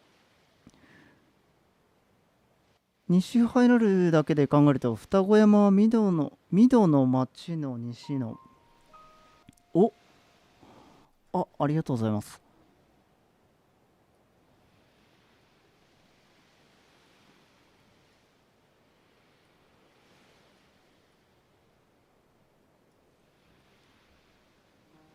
ちょっと出してみますか。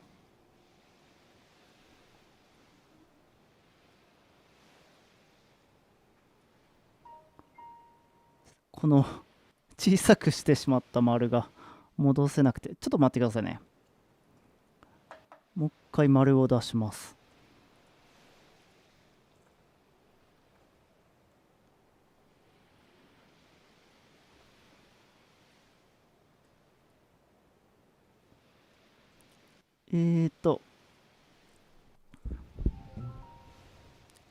どれだったっけ。双子山は水戸の町の西のコース。水戸の町。水戸の町どれだろうな。D か。ん ?D。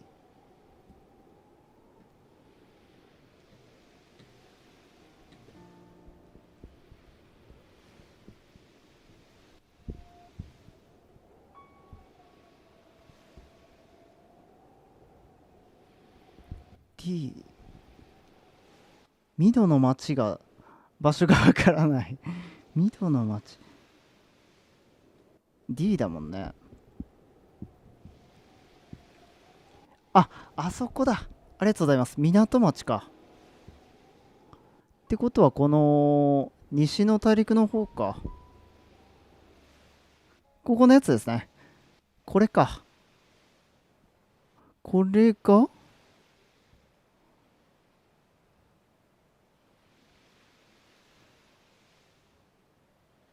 水戸の町の西の、あ、この辺りってことですか？ここ分かれてますもんね。山が確かに。うーん。で、ぐにゃーっと曲がってるとすると、でもちょっと遠いかに、マップをちょっと見たい。双子山が、ここだ。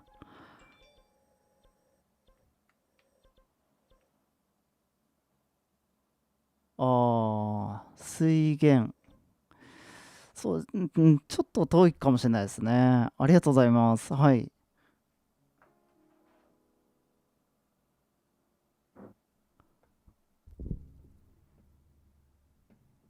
えーと、ちょっとごめんなさい。どこだっけ？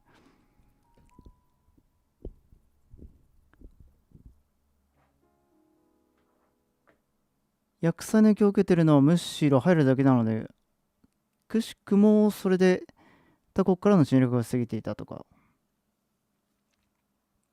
なるほど。あの国おっかねえっつって来なかったみたいな、そんな感じですかね。なんであんな上の位置に入り口がってことか。昔はもっと海面が高くて船で行ってたとか、浅瀬でも入るんです。ああ、そっか。ロメイ島か。先ほど宇野さんがガーディアンに撃たれたところとマップ外に近い、マップ外に近い、奥アッカレ平原の、はあはあ、ここってことですね。で、ここが激しいところとかって元は、ローメイと繋がってたりしないかなって感じ。あ、なるほど。ありがとうございました。はい。すいません。ここら辺が、こうやって繋がってたんじゃないかみたいな話ですよね、多分。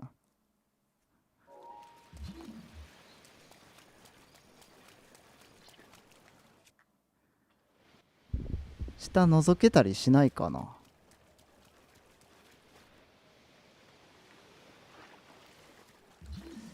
さっき誰かがおっしゃってたみたいに、ほんとなだらかになってますね、ここはね。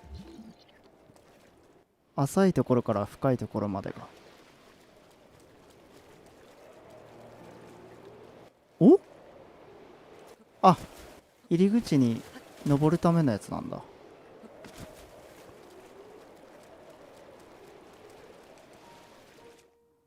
深さとかわかんないか。ちょっと見にくいですね。わかりにくいですよね。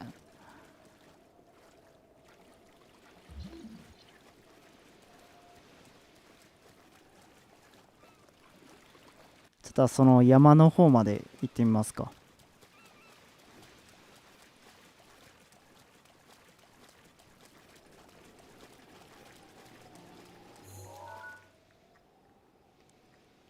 あそこのことですよね。でこぼこっていうのが。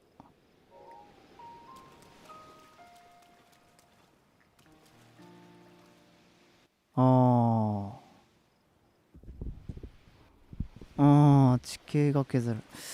それはあるかもしれないですね。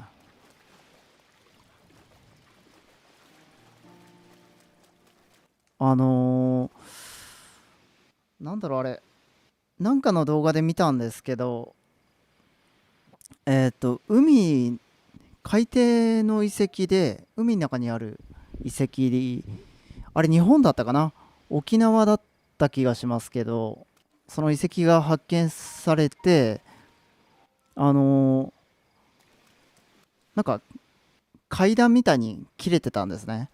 なんていうか、その遺跡を、形作ってるその階段が、岩が階段みたいにこうやってまっすぐ切れてたみたいなところで、これ階段なのかなみたいな話をしてたんですけど、で調べていくうちにそれが、人工のものじゃなくて海水で削れてできたものだっていう、なんともロマンのない結果になったそうです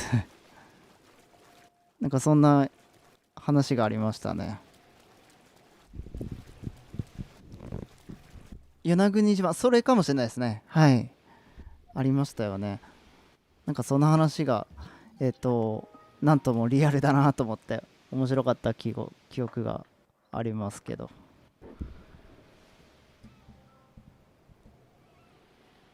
えーと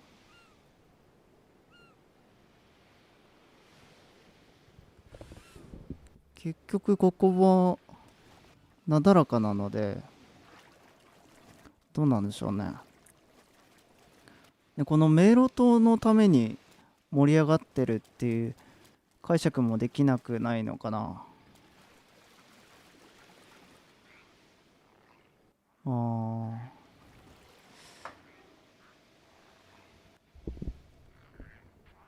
薬剤に対抗する戦力あるぐらいだから多国侵略できそうですけどしてなさそうですね。パラレルワールドって関連がなくても同じ出来事起こったりするじゃないですか。なので風拓規模でなくても大規模な海面上昇してたりとか。なるほど。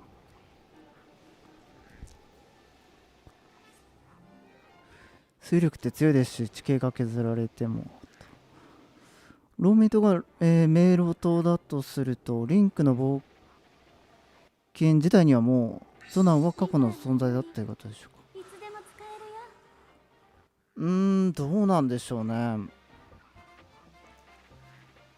あのー僕は勝手な妄想なんですけど、ゾナンはもちろん時も超えれると思って、自由に時を超えれると思ってて、だからどうなんでしょうね。リンクの冒険の時代にもういたかもしれないし、急にいなくなったりもしたりしたんじゃないかなって思ってますね。海ゾーラは絶滅したんですかね。カミトラ2を見るとなんか和解してるみたいなんで、仲良くしてるみたいなんで、だんだんとそういう関係になっていったんですかね。別のものか、あれは。でもその視聴者の方に海ゾーラ川ゾーラっていうなんか違いがあるっていうのを聞いて、そっからよくまだ調べてないんですよね僕。ゾナウはブレワイ作中の1万年の間に出現して消失したんではなかったでしたかと。1万年の間に出現した、そうでしたっけ。それは知らなかったですね。出現時期はちょっと僕わかんないですけど、というかリンクの冒険の迷路島には何があったんだろう。やったことないから。リンクの冒険の迷路島はですね、神殿がありました。ダンジョンですね。ダンジョンがありました。うん。それもなんか奥っていう感じじゃなくて、右奥ですね。マップで言うと右奥の方にダンジョンがありました。これですね。ここにありましたね。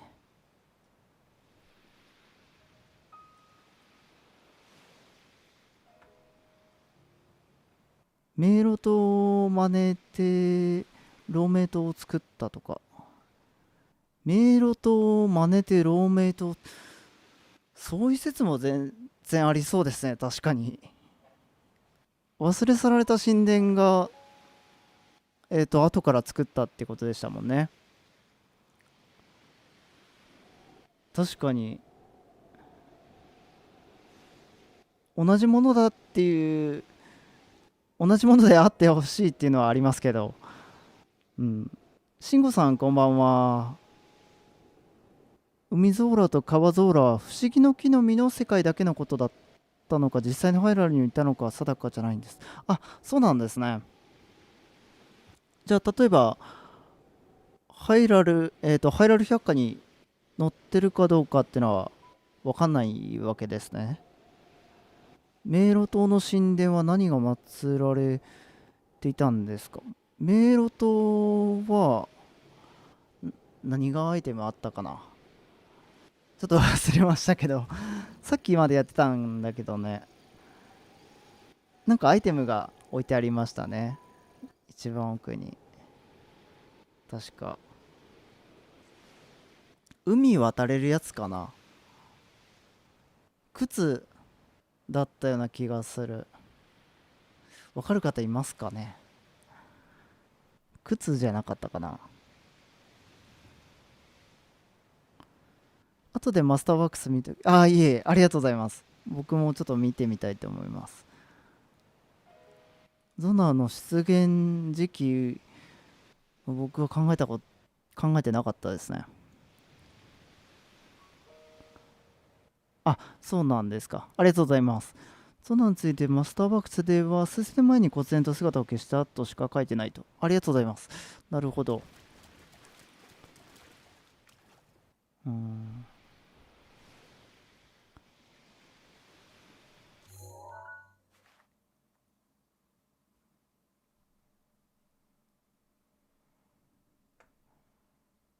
どれだったかな。気になったコメントがあったんですけど、さっき。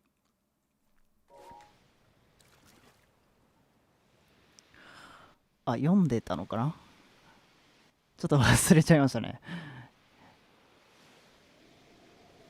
あ、読みましたね。読みましたね。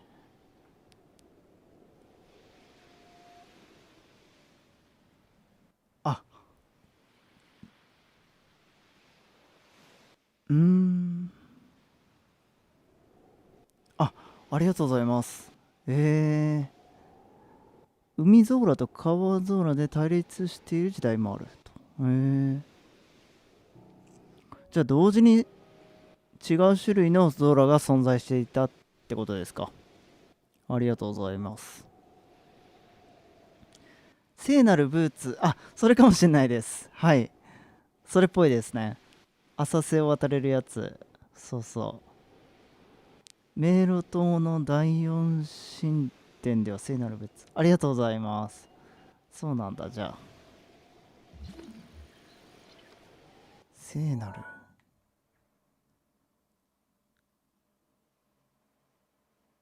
あ、迷路島。そうですね。その浅瀬渡れる、そうだ。それを手に入れてから、すぐ下の、えっ、と、出そうか。これだ。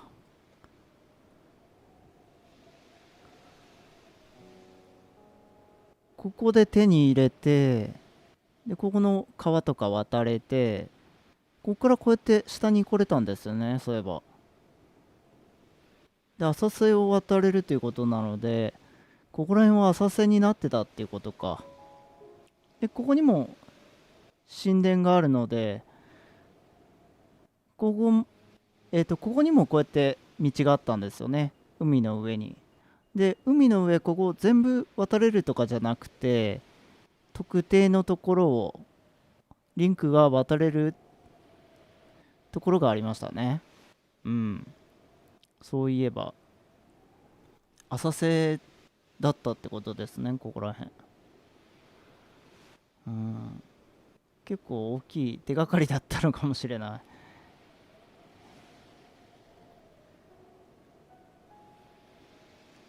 ブルワイ2にキルトン来ないかな。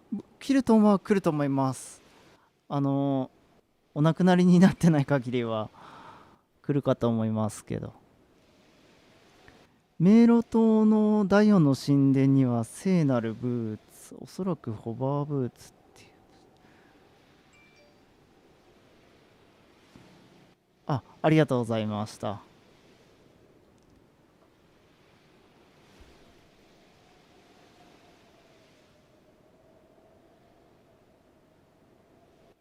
ユアンさん、あれありがとうございます。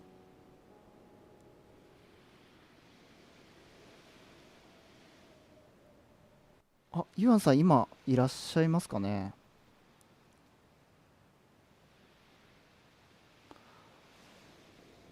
ありがとうございます。画像を送っていただいたみたいで。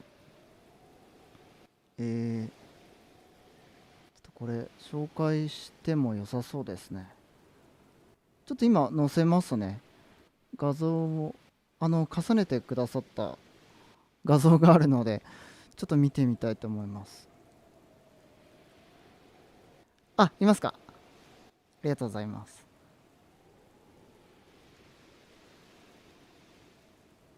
ちょっと今、載せますね。あれ違う。最後の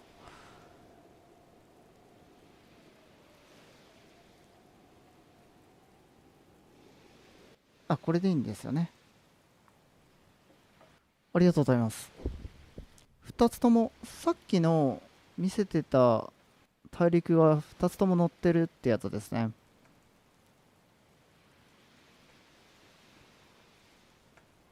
どれだ？ダウンロード。これですね。これですね。ちょっとブレワイ重ねてみるか。近く。ちょっと大きさ合わせてみますね。難しいな。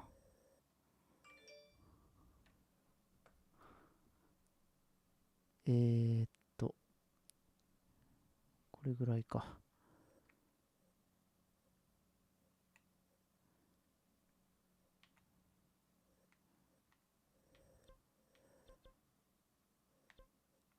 ちょっと合わせてみます。こんな感じかな？あれ違うね。大きさか。大きさが合ってないんだ。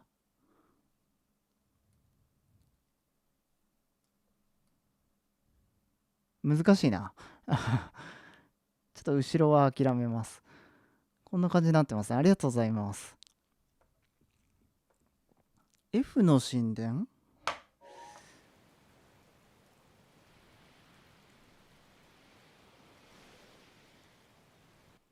潮の満ち引きによってはそこが陸地になることもありそうですね。はい。で、これで言うと、いただいた画像で言うと、ローメイト、一からっぽい、一から村っぽいやつありますね。えーっと、おやすみなさい。そっか、小さくしなくていいんだ。もう11時なんだ。すいません。力村で、火山もある。デスマウンテン。そうですね。ありがとうございます。デスバレーが、そうですよね。ローメイ島に引っ張られるとしたら、北東側になるのかな？デスマウンテンの。で、上虎の、違う、初代のマップか。初代のマップの部分があって、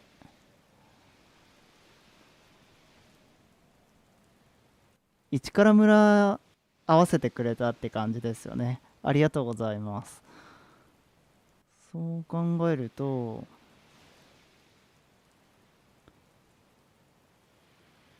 あでもゾーラの住処の位置がちょっとあれですか？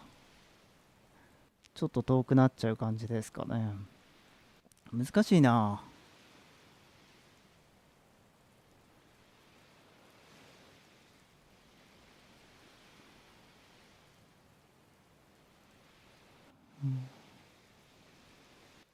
ありがとうございます。風拓の攻略本。なんかそういう詳しいやつが載ってるのがあるってことですかね。ええ F の神殿ってどこに当たるんだろう。 F の神殿。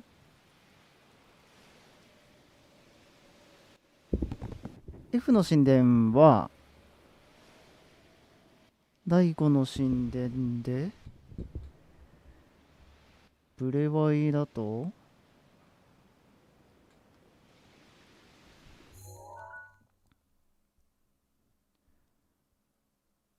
ちょっと動かしますね。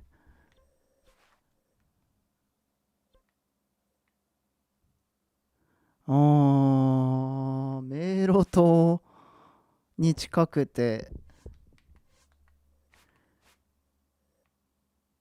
ここら辺なんですかね。あ、なんか小島がある。ここ行ってみますか、ちょっと。迷路島があって、ここに大陸があって、つながりそうな。で、ちょっとした小島があると。ここちょっと怪しいですよね。その間ってことだと、そこになりますかね。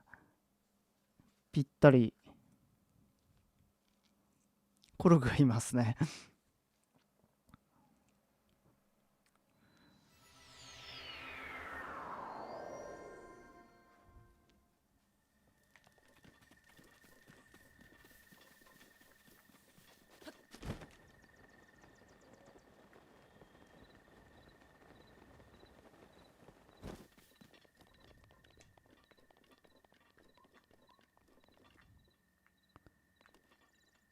んどれですかね。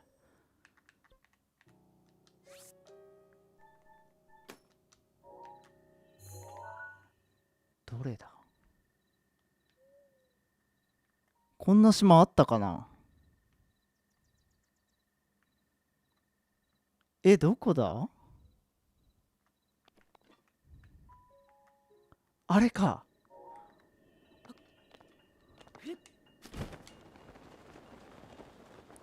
こんなところ行った覚えがないんですよね。なんかあったかな。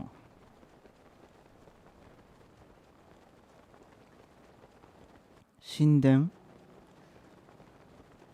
ここの神殿で何が手に入るかはちょっとわからないですけど、覚えがないですけど。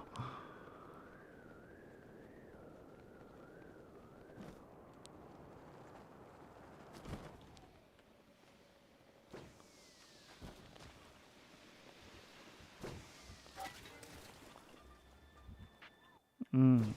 そういうことですね。いけますね。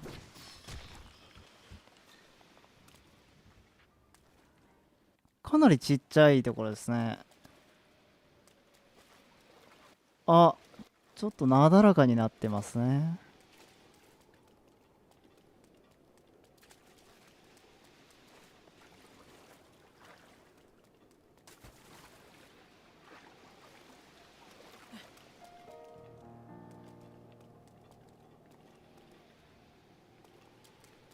こっちに、続いてるのかな。こっちには浅瀬がたくさんあるんだ。コログがいるだけでしたね。なんでもないとこだった。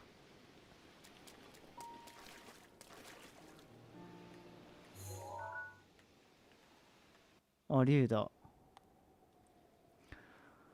そういえば視聴者の方に、竜って空に消えます今一瞬で消えたな。空に消えますよねっていうコメントもらってから調べてなかったな。うん。また調べないとね。ブレワイ続編と深く関わってきそうだからね。調べないといけません。えーっと、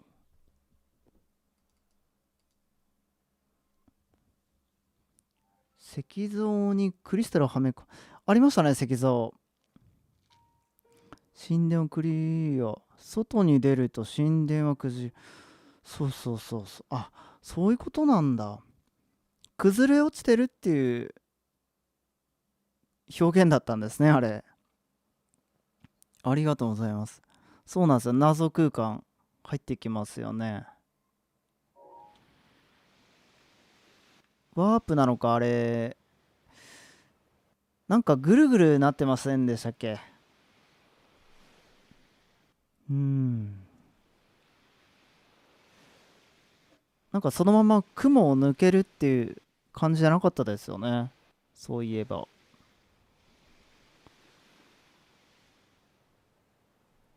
うん。渦みたいになってましたよね。そうだ。調べてみますね、今度。あれかな。ちょっとなんか、ズームしたりしたら何か見つけられるかな。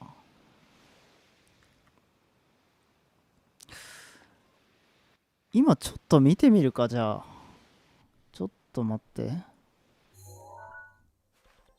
最後にちょっとそれやろうか。議題だけ出して終わるってもなんか、もやもやしますもんね。一番高いところで、ここだと、吹雪いてるからちょっと見にくいよね。で、高いところで、竜がいるっていう、ここかな、やっぱり。忘れられた剣のあたり、確かいますよね。やぶさめホバーか。なるほど。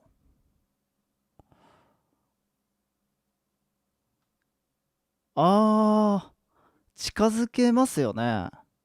ズームっていうより、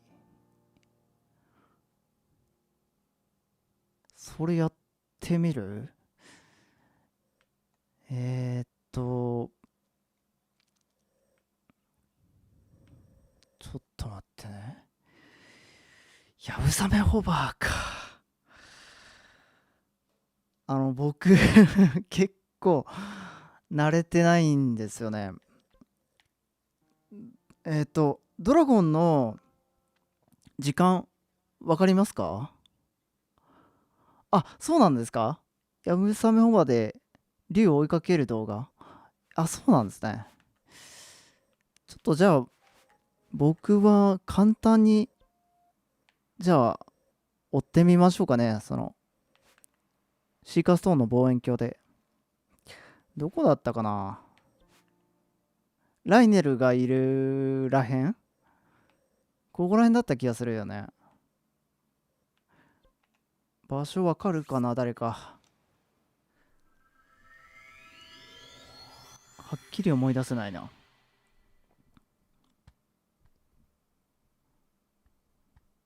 デスマウンテンが噴火すれば海も大地になる。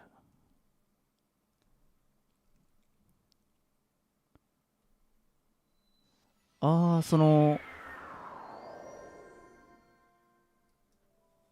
崗岩ってことか。確かに。固まって岩になりますもんね。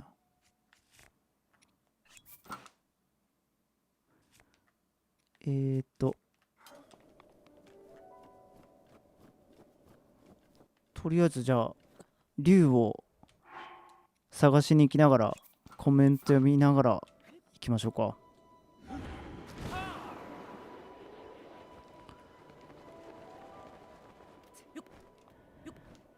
あれ、ここじゃないかも。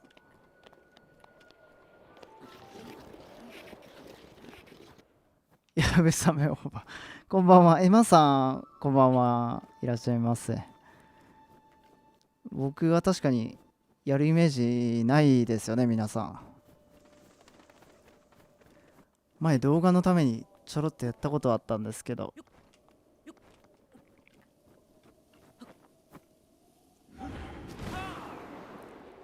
ドラゴンが攻撃すると襲ってくるセットだったら面白かった。戦えたらってことですかね。なるほど。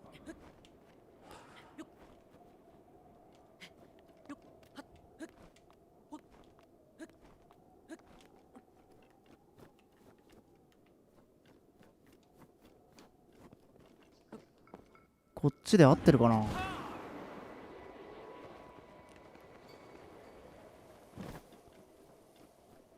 フロドラ水の中に出たり入ったりもしてましたね。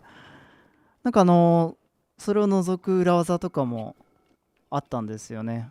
僕やったことないですけど、他の人の動画とかで見たことあります。あれはなかなか貴重な。これか。この道だ。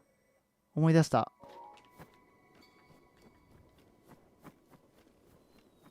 ずいぶん眩しいな。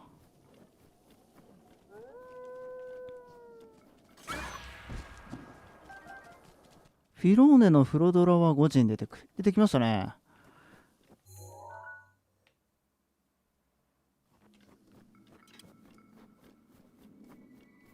あ、来た。早速じゃん。ちょっと待って。大丈夫か。雷鳴のカブト持ってねえな。先にコメント読もうかな。トロッコだったかな。なるほど。大神殿の場所が始まりの大地の移動前の場所だったら暑いんですか。大神殿っていうのはどこなんでしょうね。大神殿 H か。 H どこだ。デスバレーのところですか。なるほど。前ルーチさんが載せてらっしゃったあの動画で藤林さんかな、解説されてましたもんね。あれ、あの地図の解説されてましたよね。例の。それ見ると東側に、どこだったかなあれ。ブレバイの、ブレバイで言うと心あたりかな。このゾーラの水源がある、ここら辺に始まりの大地があるみたいな感じでしたよね、確か。あれ面白いなと思って。で、ワンチャンね、あれそのまま参考にしていいんじゃないかって僕は思い始めてるんですよね。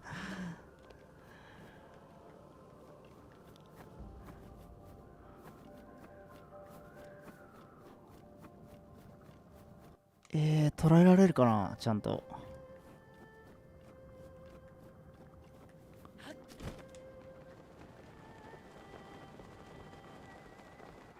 あ、移動速度アップだ。ちょっと無謀なことをしてますかね。やれるかな。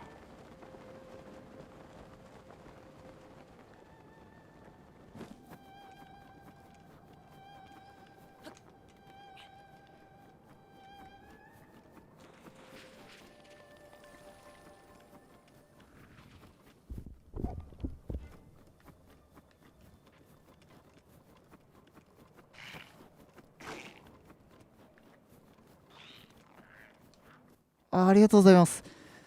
後でコメント読みますね。すみません。ありがとうございます。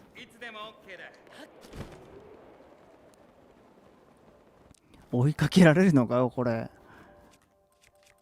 バイクだ。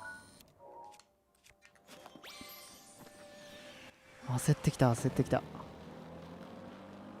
ライネルいたよね、ここらへん。あ、危ない危ない。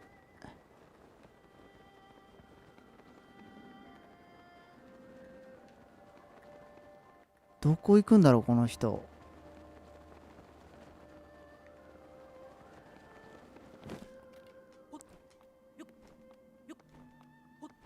やばい。見逃しそう。えー、マジか。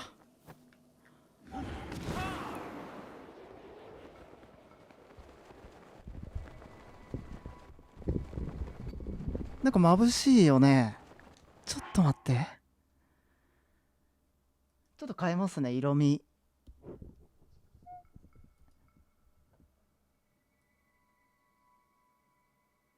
ちょっと暗くしてみました。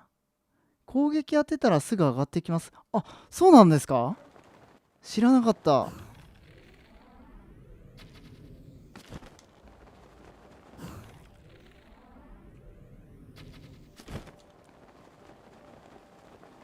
あれ、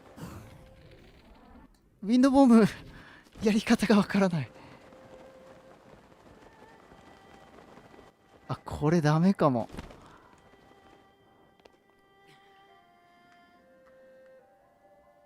やばい。行かないで。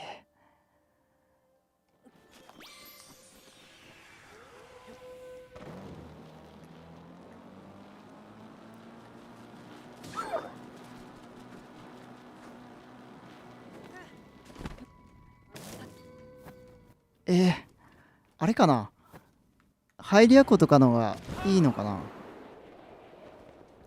どこで見れますっけ、上上がってくの。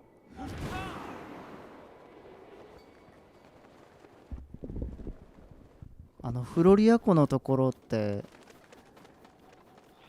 上上がってかないですよね。どこ行っちゃった。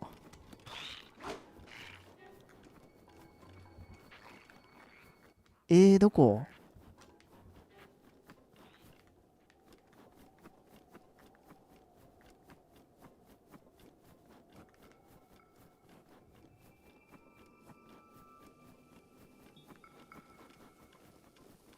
あれ、一周してる。これ攻撃したらいいかな。フロリア湖見られます？あ、わかりました。頭に入れときます。ちょっと今いけそうなんで、このままやっちゃいたいと思います。ライネル来た。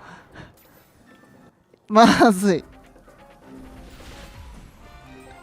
と待って。上がってく。上がってく。ほんとだ。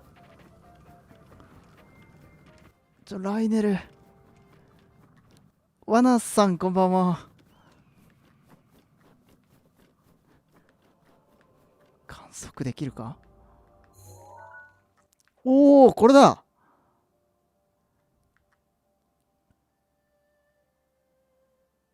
へえ。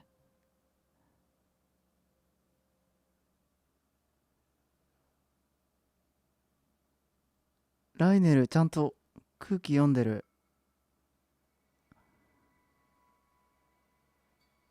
あ、普通に入ってくんだね。それだけなんだ。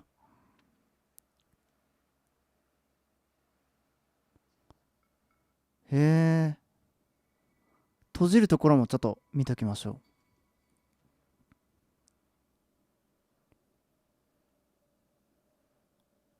ああ、そういう感じになるんだ。へえ。輪っかにちょっと似てますね。ありがとうございました。あ、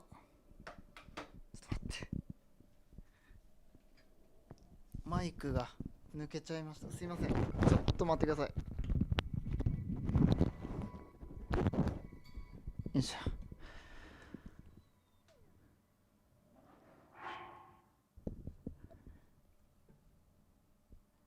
えーと、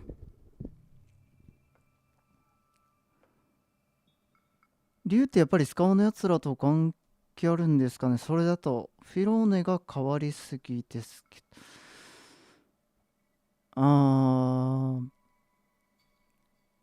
そうなんですよね。フィローネ、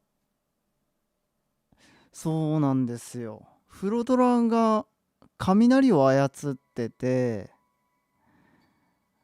とかいう、そこら辺がね、ちょっとおかしいんですよ。ネルドラが氷でしょ。そうそうそう。そこがね、ちょっとあべこべになってるんですよ。で、それっていうのは、スカボで出てくる泉と、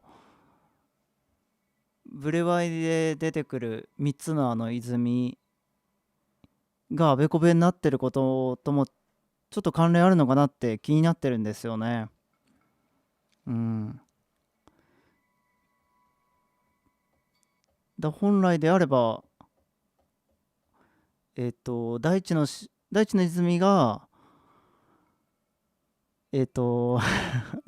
場所的に言ったら、ディンなので力の泉に対応するのかなと思いきや、でも特徴を見てみたら勇気の泉の方が近いみたいな、そういうことですね。なんかそこら辺が竜とも関係してるのかなっていうふうにちょっと思ってますね。風タクテトラの設定、母親に先立たれ母を慕ってきた子分たちのため後を継ぎ海賊になったと。母を慕ってきた子分たちのため後を継ぎ海賊になった。うーん、なるほど。さっきのコログのいた浅瀬第五神殿のちょっと上に横スクロールになって命の器がある浅瀬ありましたね。そっか、ありましたありました。別の道から来るところですよね。横向きにありましたね。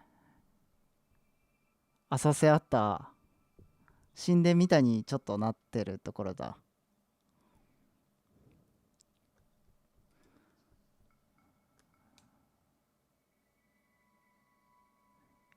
攻撃しましょう。あ、ポルニウムさんこんばんは。火の竜でよかったらゴルフ場付近でも空に上がっていったと思います。ちょっと行ってみましょうか。オルドラバージョンちょっと見てみたい。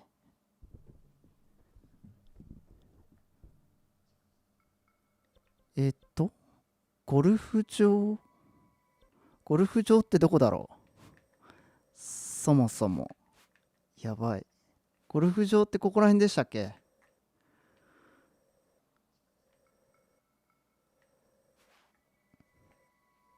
ここら辺だった気がする。違ってたらごめんなさい。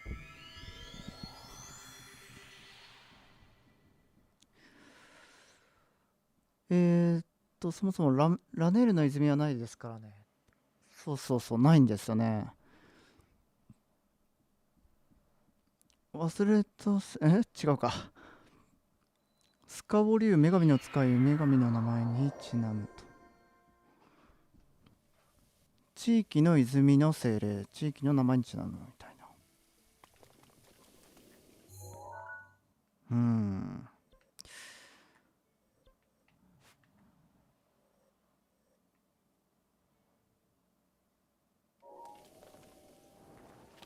ククジャタにここら辺なのかな。ここら辺で竜出ますよね。いつもドラゴン素材狩るときはいつもここで5時にしてってやってましたね。5時にしてバイクで走って行ってくみたいな。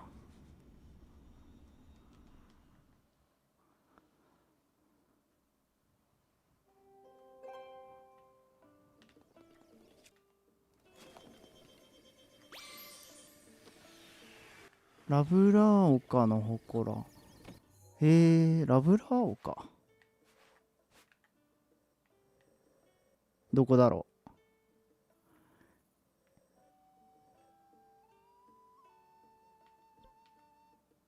あ、ここですか。ちょっとやってみようか。5時こっから走ってだから、そうですね。いそうですね、今。ありがとうございます。で DLC 入れてる人は、ラブラーオか。そこでいいみたいですね。なるほど。東ハイラルも含めて考えると、第6の神殿は、第6の神殿 G。北はフィローネの森って考えてみますと。なんか森ありますね。近くに。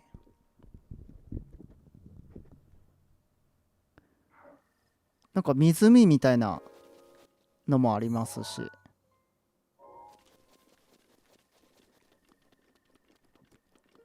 タバント橋だし。今ここら辺飛んでるんじゃないかな。あ、来た。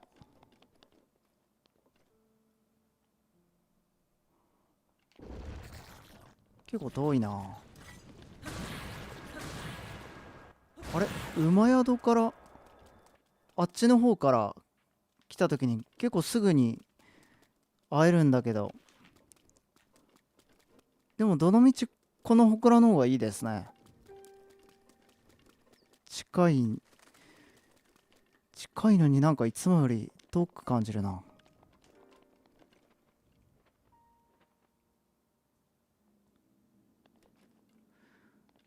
大神殿はリンクのボケの死の谷の上にあるやつのことか。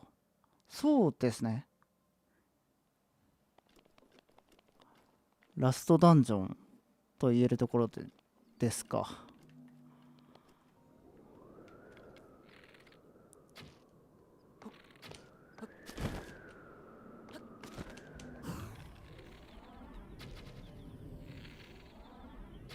当たらなかった。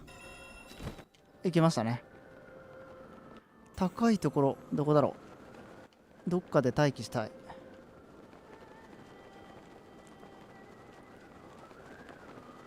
当てると上がってくんだね。知らなかった。それがあっち側か。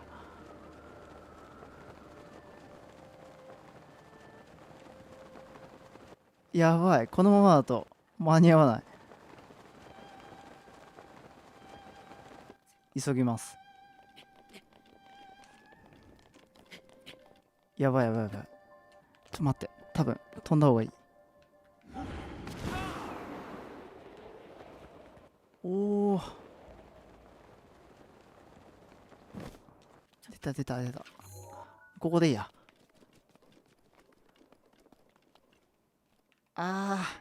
角度。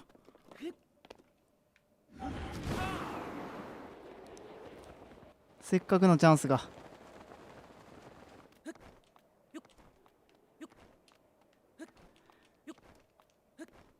リンク急いで。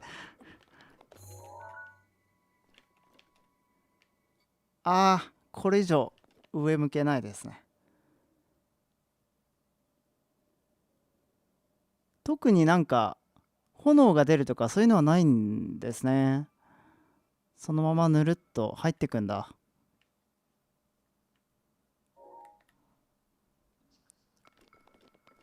ということはネルドラも一緒か。そのまま入ってくみたいな。フロドラも特になんか雷が出てるとかそういうのはなかったですもんね。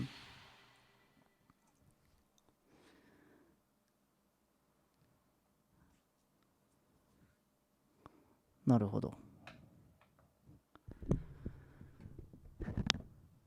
なんか綺麗。よかったです。ありがとうございます。あれですね。僕の放送ってなんだかんだ違うことやりだしますよね。で、最後にはなんか全く違うことやってるっていうことが毎回のような気がしてきました。忘れ去られた神殿はスカイロフトから落ちてきた女神像じゃないんですか。どうなんですかね。違う、マスターワークス見る限りは違うっぽいですけど、でも、もしかしたら女神像だけ、別のところから落ちてきてたり、そこに置いてあったりっていうことかもしれません。楽しいのでいいなとありがとうございます。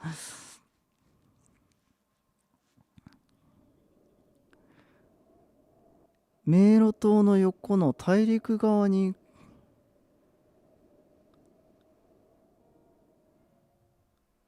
隠された1アップあるけど、あ、そういうのがあるんですね。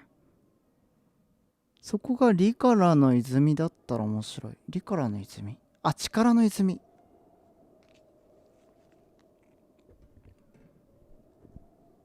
橋の大陸側か。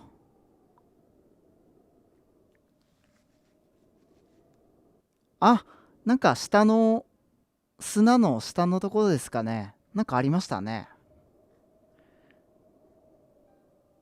他のこと気になっちゃうのブレバイあるある。あの女神像の位置が変らしいです。壁にめり込んでるって。あ、それなんか見ましたね。他の方の動画で。ありがとうございます。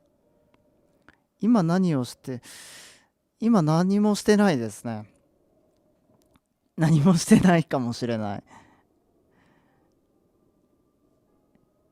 今やっていたことは終わりましたね。ついでにじゃあ、ネルドラも見に行きましょうか。多分一緒かとは思うんですけど。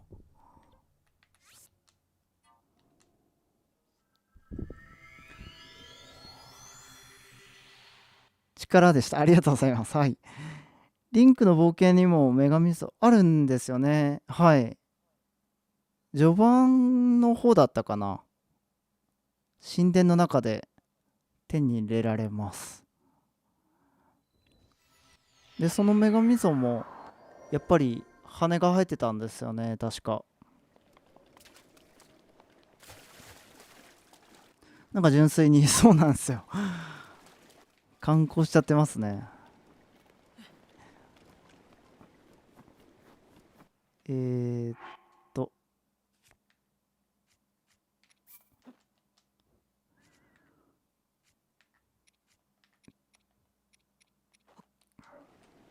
今日は途中がかなり下ってしまってすみません、本当に。あっかれのところで。思ったより、なんでしょうね、繋がらなかったなっていうのがあって。あれ時間、あ、こうだったかな。ちょっと久しぶりすぎて。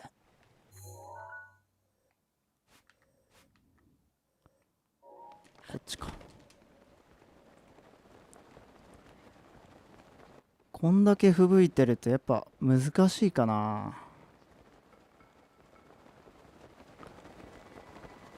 空見えないこともないですね。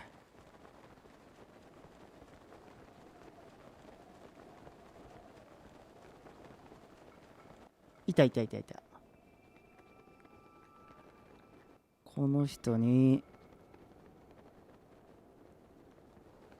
なるべく上の方で当てた方がいいってことですよね。近く見たければ。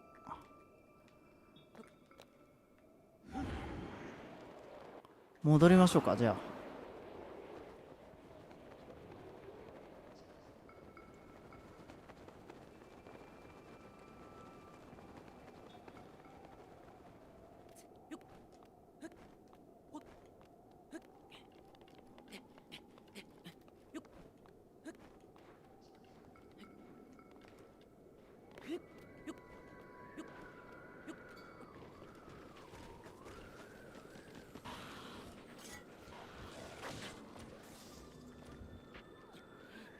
うわ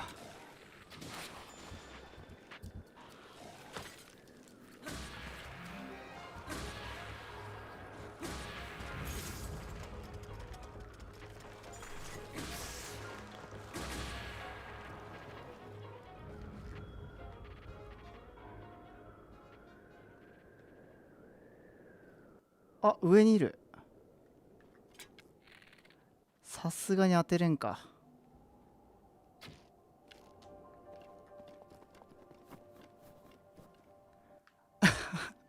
どうしよう。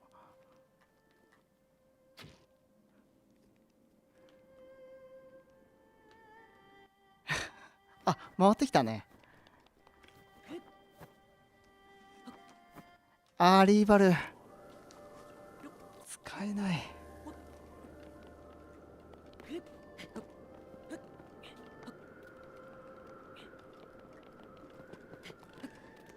もう絶好の場所じゃん。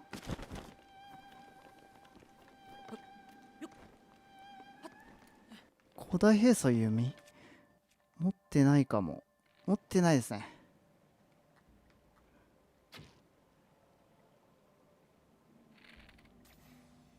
当たった。よし、ちょっと上行きましょう。よしよしよしよし。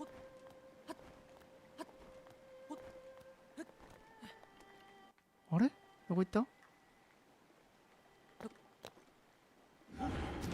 ロード、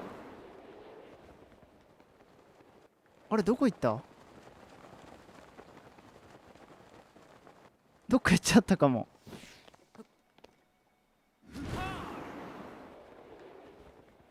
いたいたいたいたいた。あんな方飛んでくんだ。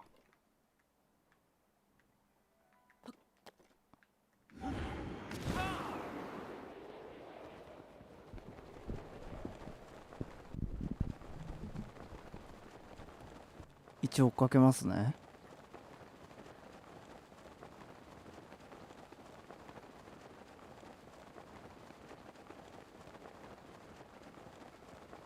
消えちゃうかなこれ。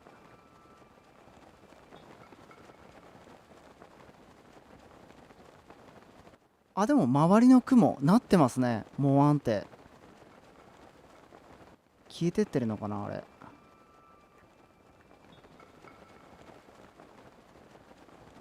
消えてってるね。すいません、うまく見れなかったな。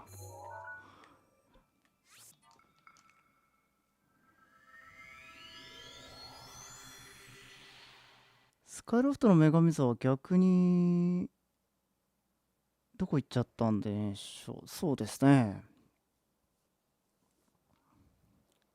地下にあるとか、例えば。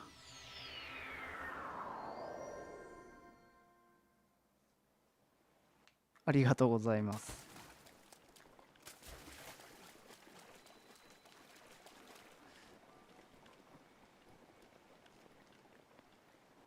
でも一緒ですね。一緒でしたね。見た感じ一緒でしたね。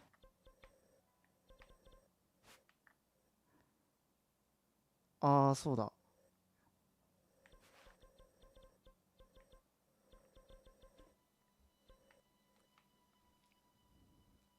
ホロン湾。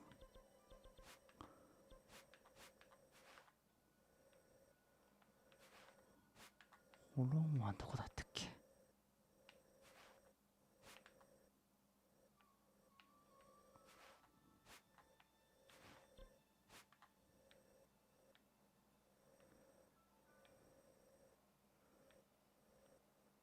ホロン湾。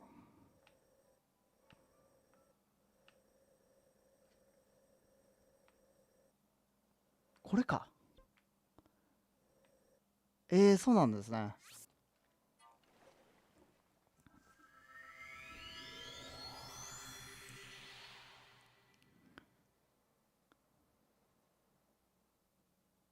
竜の出現時は雲はどうなってるんでしょう。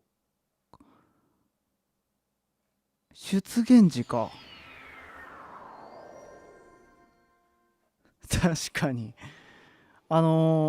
出現するとこ僕見たことないですね。フィローネ、フロドロはありますけどね。湖の中からここ通るってことですか？竜が。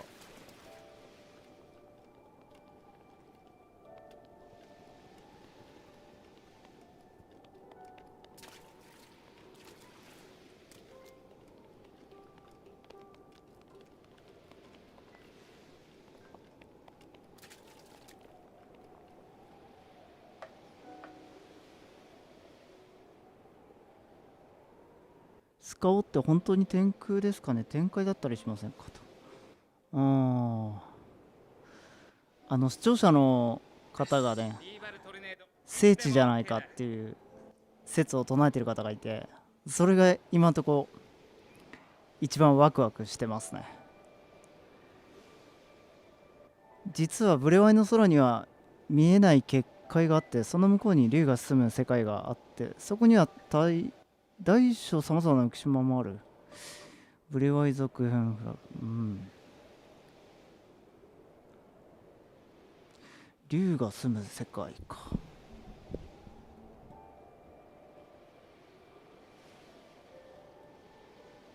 地球空洞説、それこそ地殻変動で崩れちゃったのかな。女神像がってことですかね。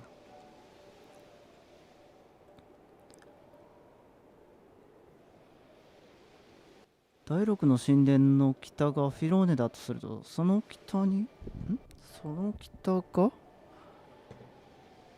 第6が G か。その北の浅瀬に敵のゾーラがたくさん出没するので関連を感じる。なるほど。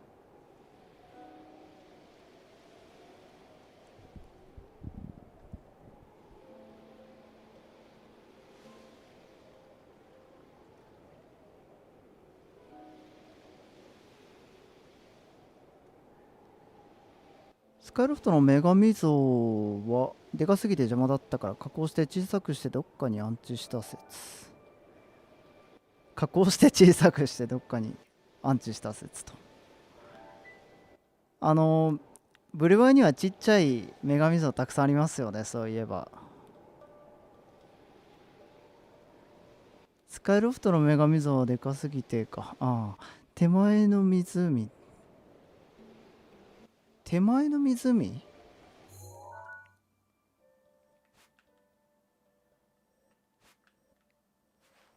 ここのことじゃないのかな。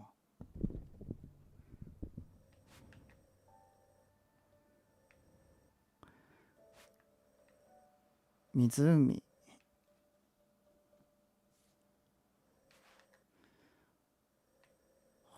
はあ。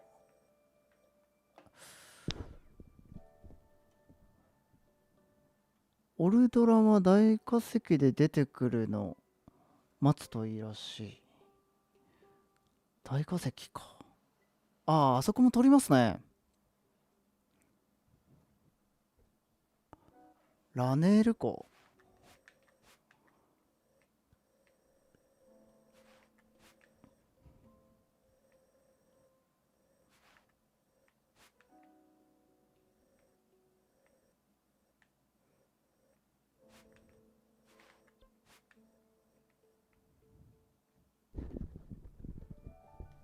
ラネール湖、ラネール湾かな。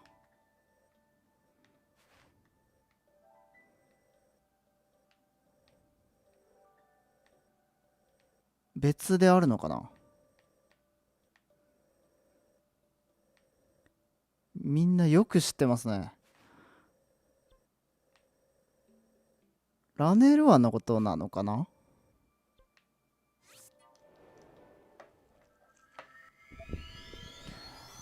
すいません、ありがとうございます。ごめんなさいね。ラネール湾ですか。ありがとうございます。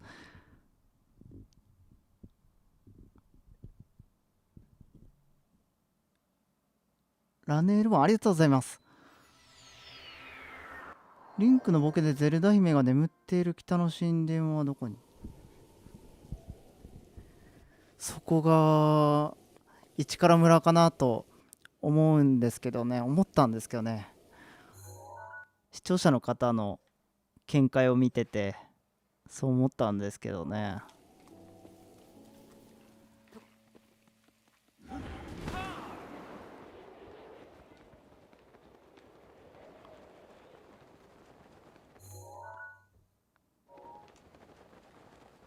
結局この放送は何やってんだっていうことになってますけど、これやったら今度こそ終わりますね。違いがないのかっていうところだけはっきりさせたいですね。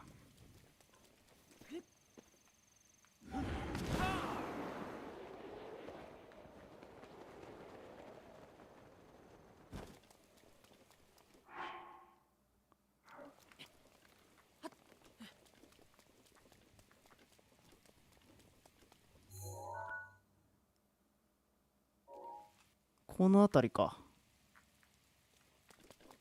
来た来た来た。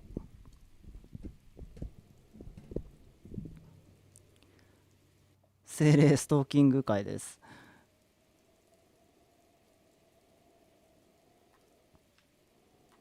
こっからよく見れるってことなんかな。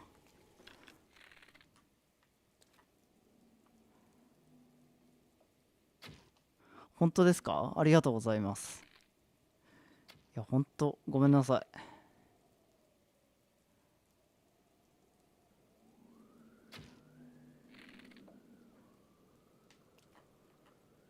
当てられそう。こんな感じかな。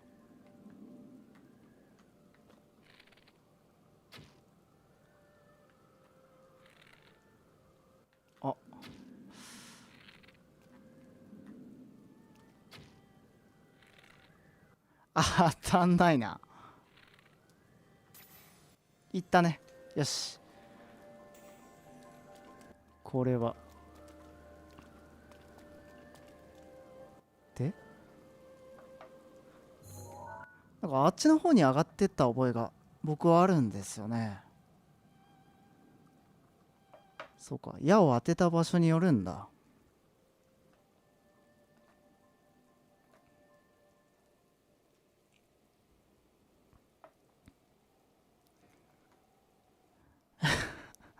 なんかアニマルプラネットみたいな感じになってますね。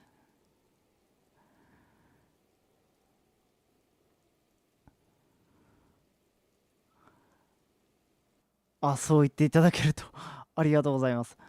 本当に途中ぐだっちゃって、本当にそこがね、いまだに申し訳ないなと思ってて。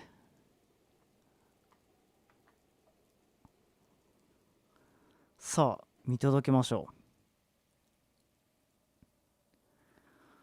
多分そのまま入ってくだけだと思うんだよね。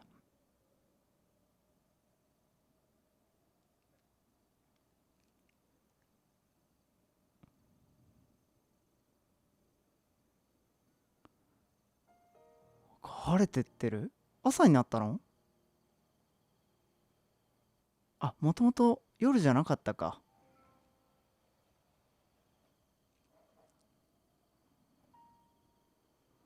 あと涼しいのが良かったかな。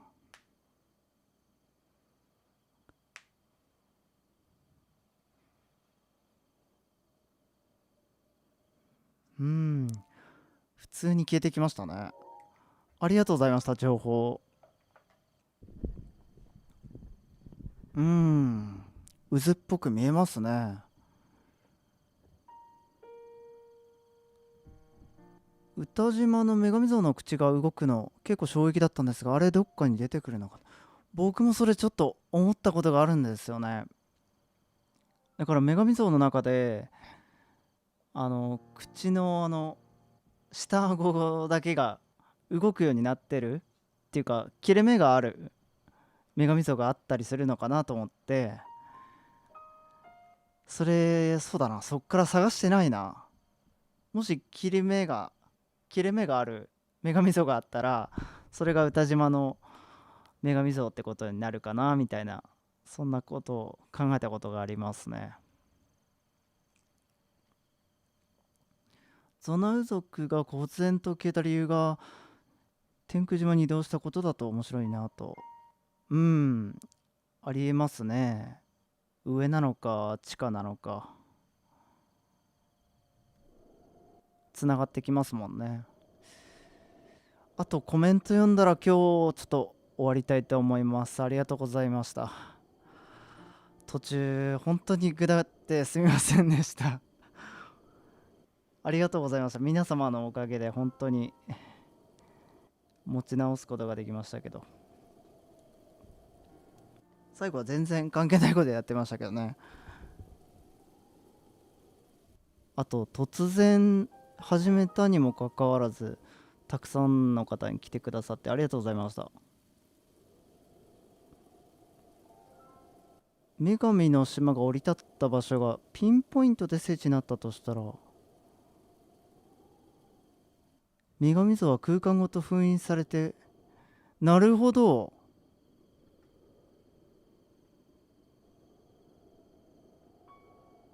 あの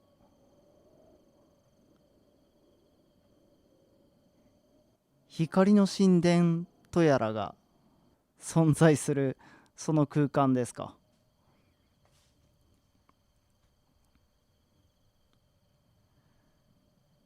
ピンポイントで聖地になったとしたら、そういえば神虎のもう一つの世界を考察するみたいなことやったことなかったな、今まで。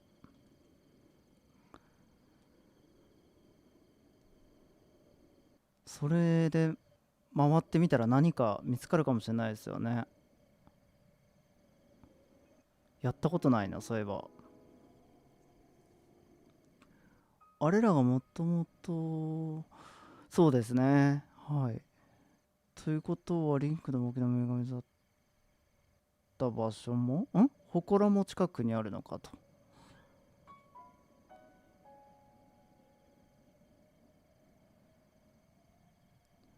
王家の墓の場所が、王家の墓、南のところか。ハイラル城だとしたら近くでつながっている第三の神殿が。第三の神殿。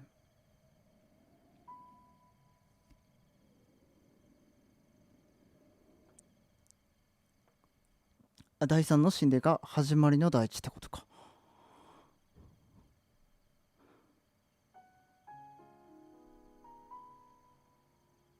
模様の光の色。渦巻い、ちょっと見えましたね。レトロゲームの世界観も最新ゲームでどう表現。わかりますよ。そうですよね。あの、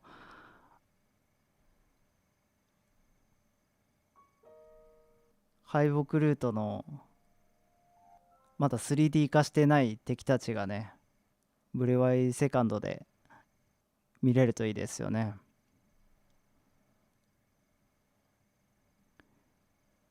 公式資料集のスカーの天空王国に住む種族のページに、はい、まじないの力とかフクロウとかが書かれていました。スカオの天空王国に住む種族のページ、ハイラル百科ですかね。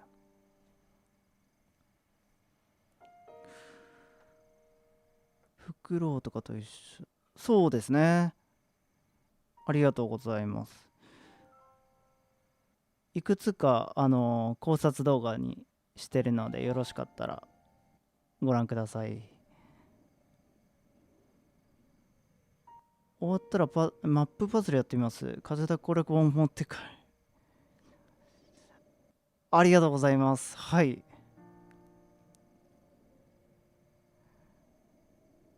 スカオの積乱雲ってラネール砂漠の北、オルディン地方の西にあるんですね。そうそうそうそうそう。オルディンの、そうそうそうそうそう。だから、忘れ去られた神殿と似て、確かに、そうですね。明日は多分しないと思います。普通に、いつも通りの、じゃないな、前回の、放送の、に関しての動画を上げます。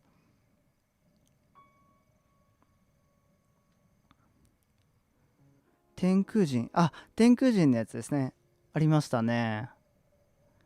地底に上がれたじゃないけど、そのようなゾナの遺跡が広がってたらロマンあるな。地下もメインの冒険の舞台に入るのだろうか。入ると思います。サード PV とかでもう来るんじゃないかなと思ってますけどね。地下かやっぱ海かみたいな感じで来るんじゃないかなと。スカイウォードソードでゼルダが大地の神殿で黄色いポータルのようなものでどっかにワープしたの。大地の神殿で黄色いポータルのようなので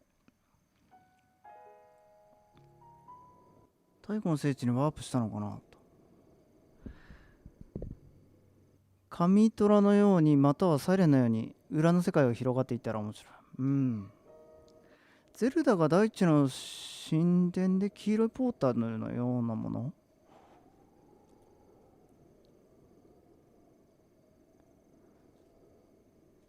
ありがとうございます。はい。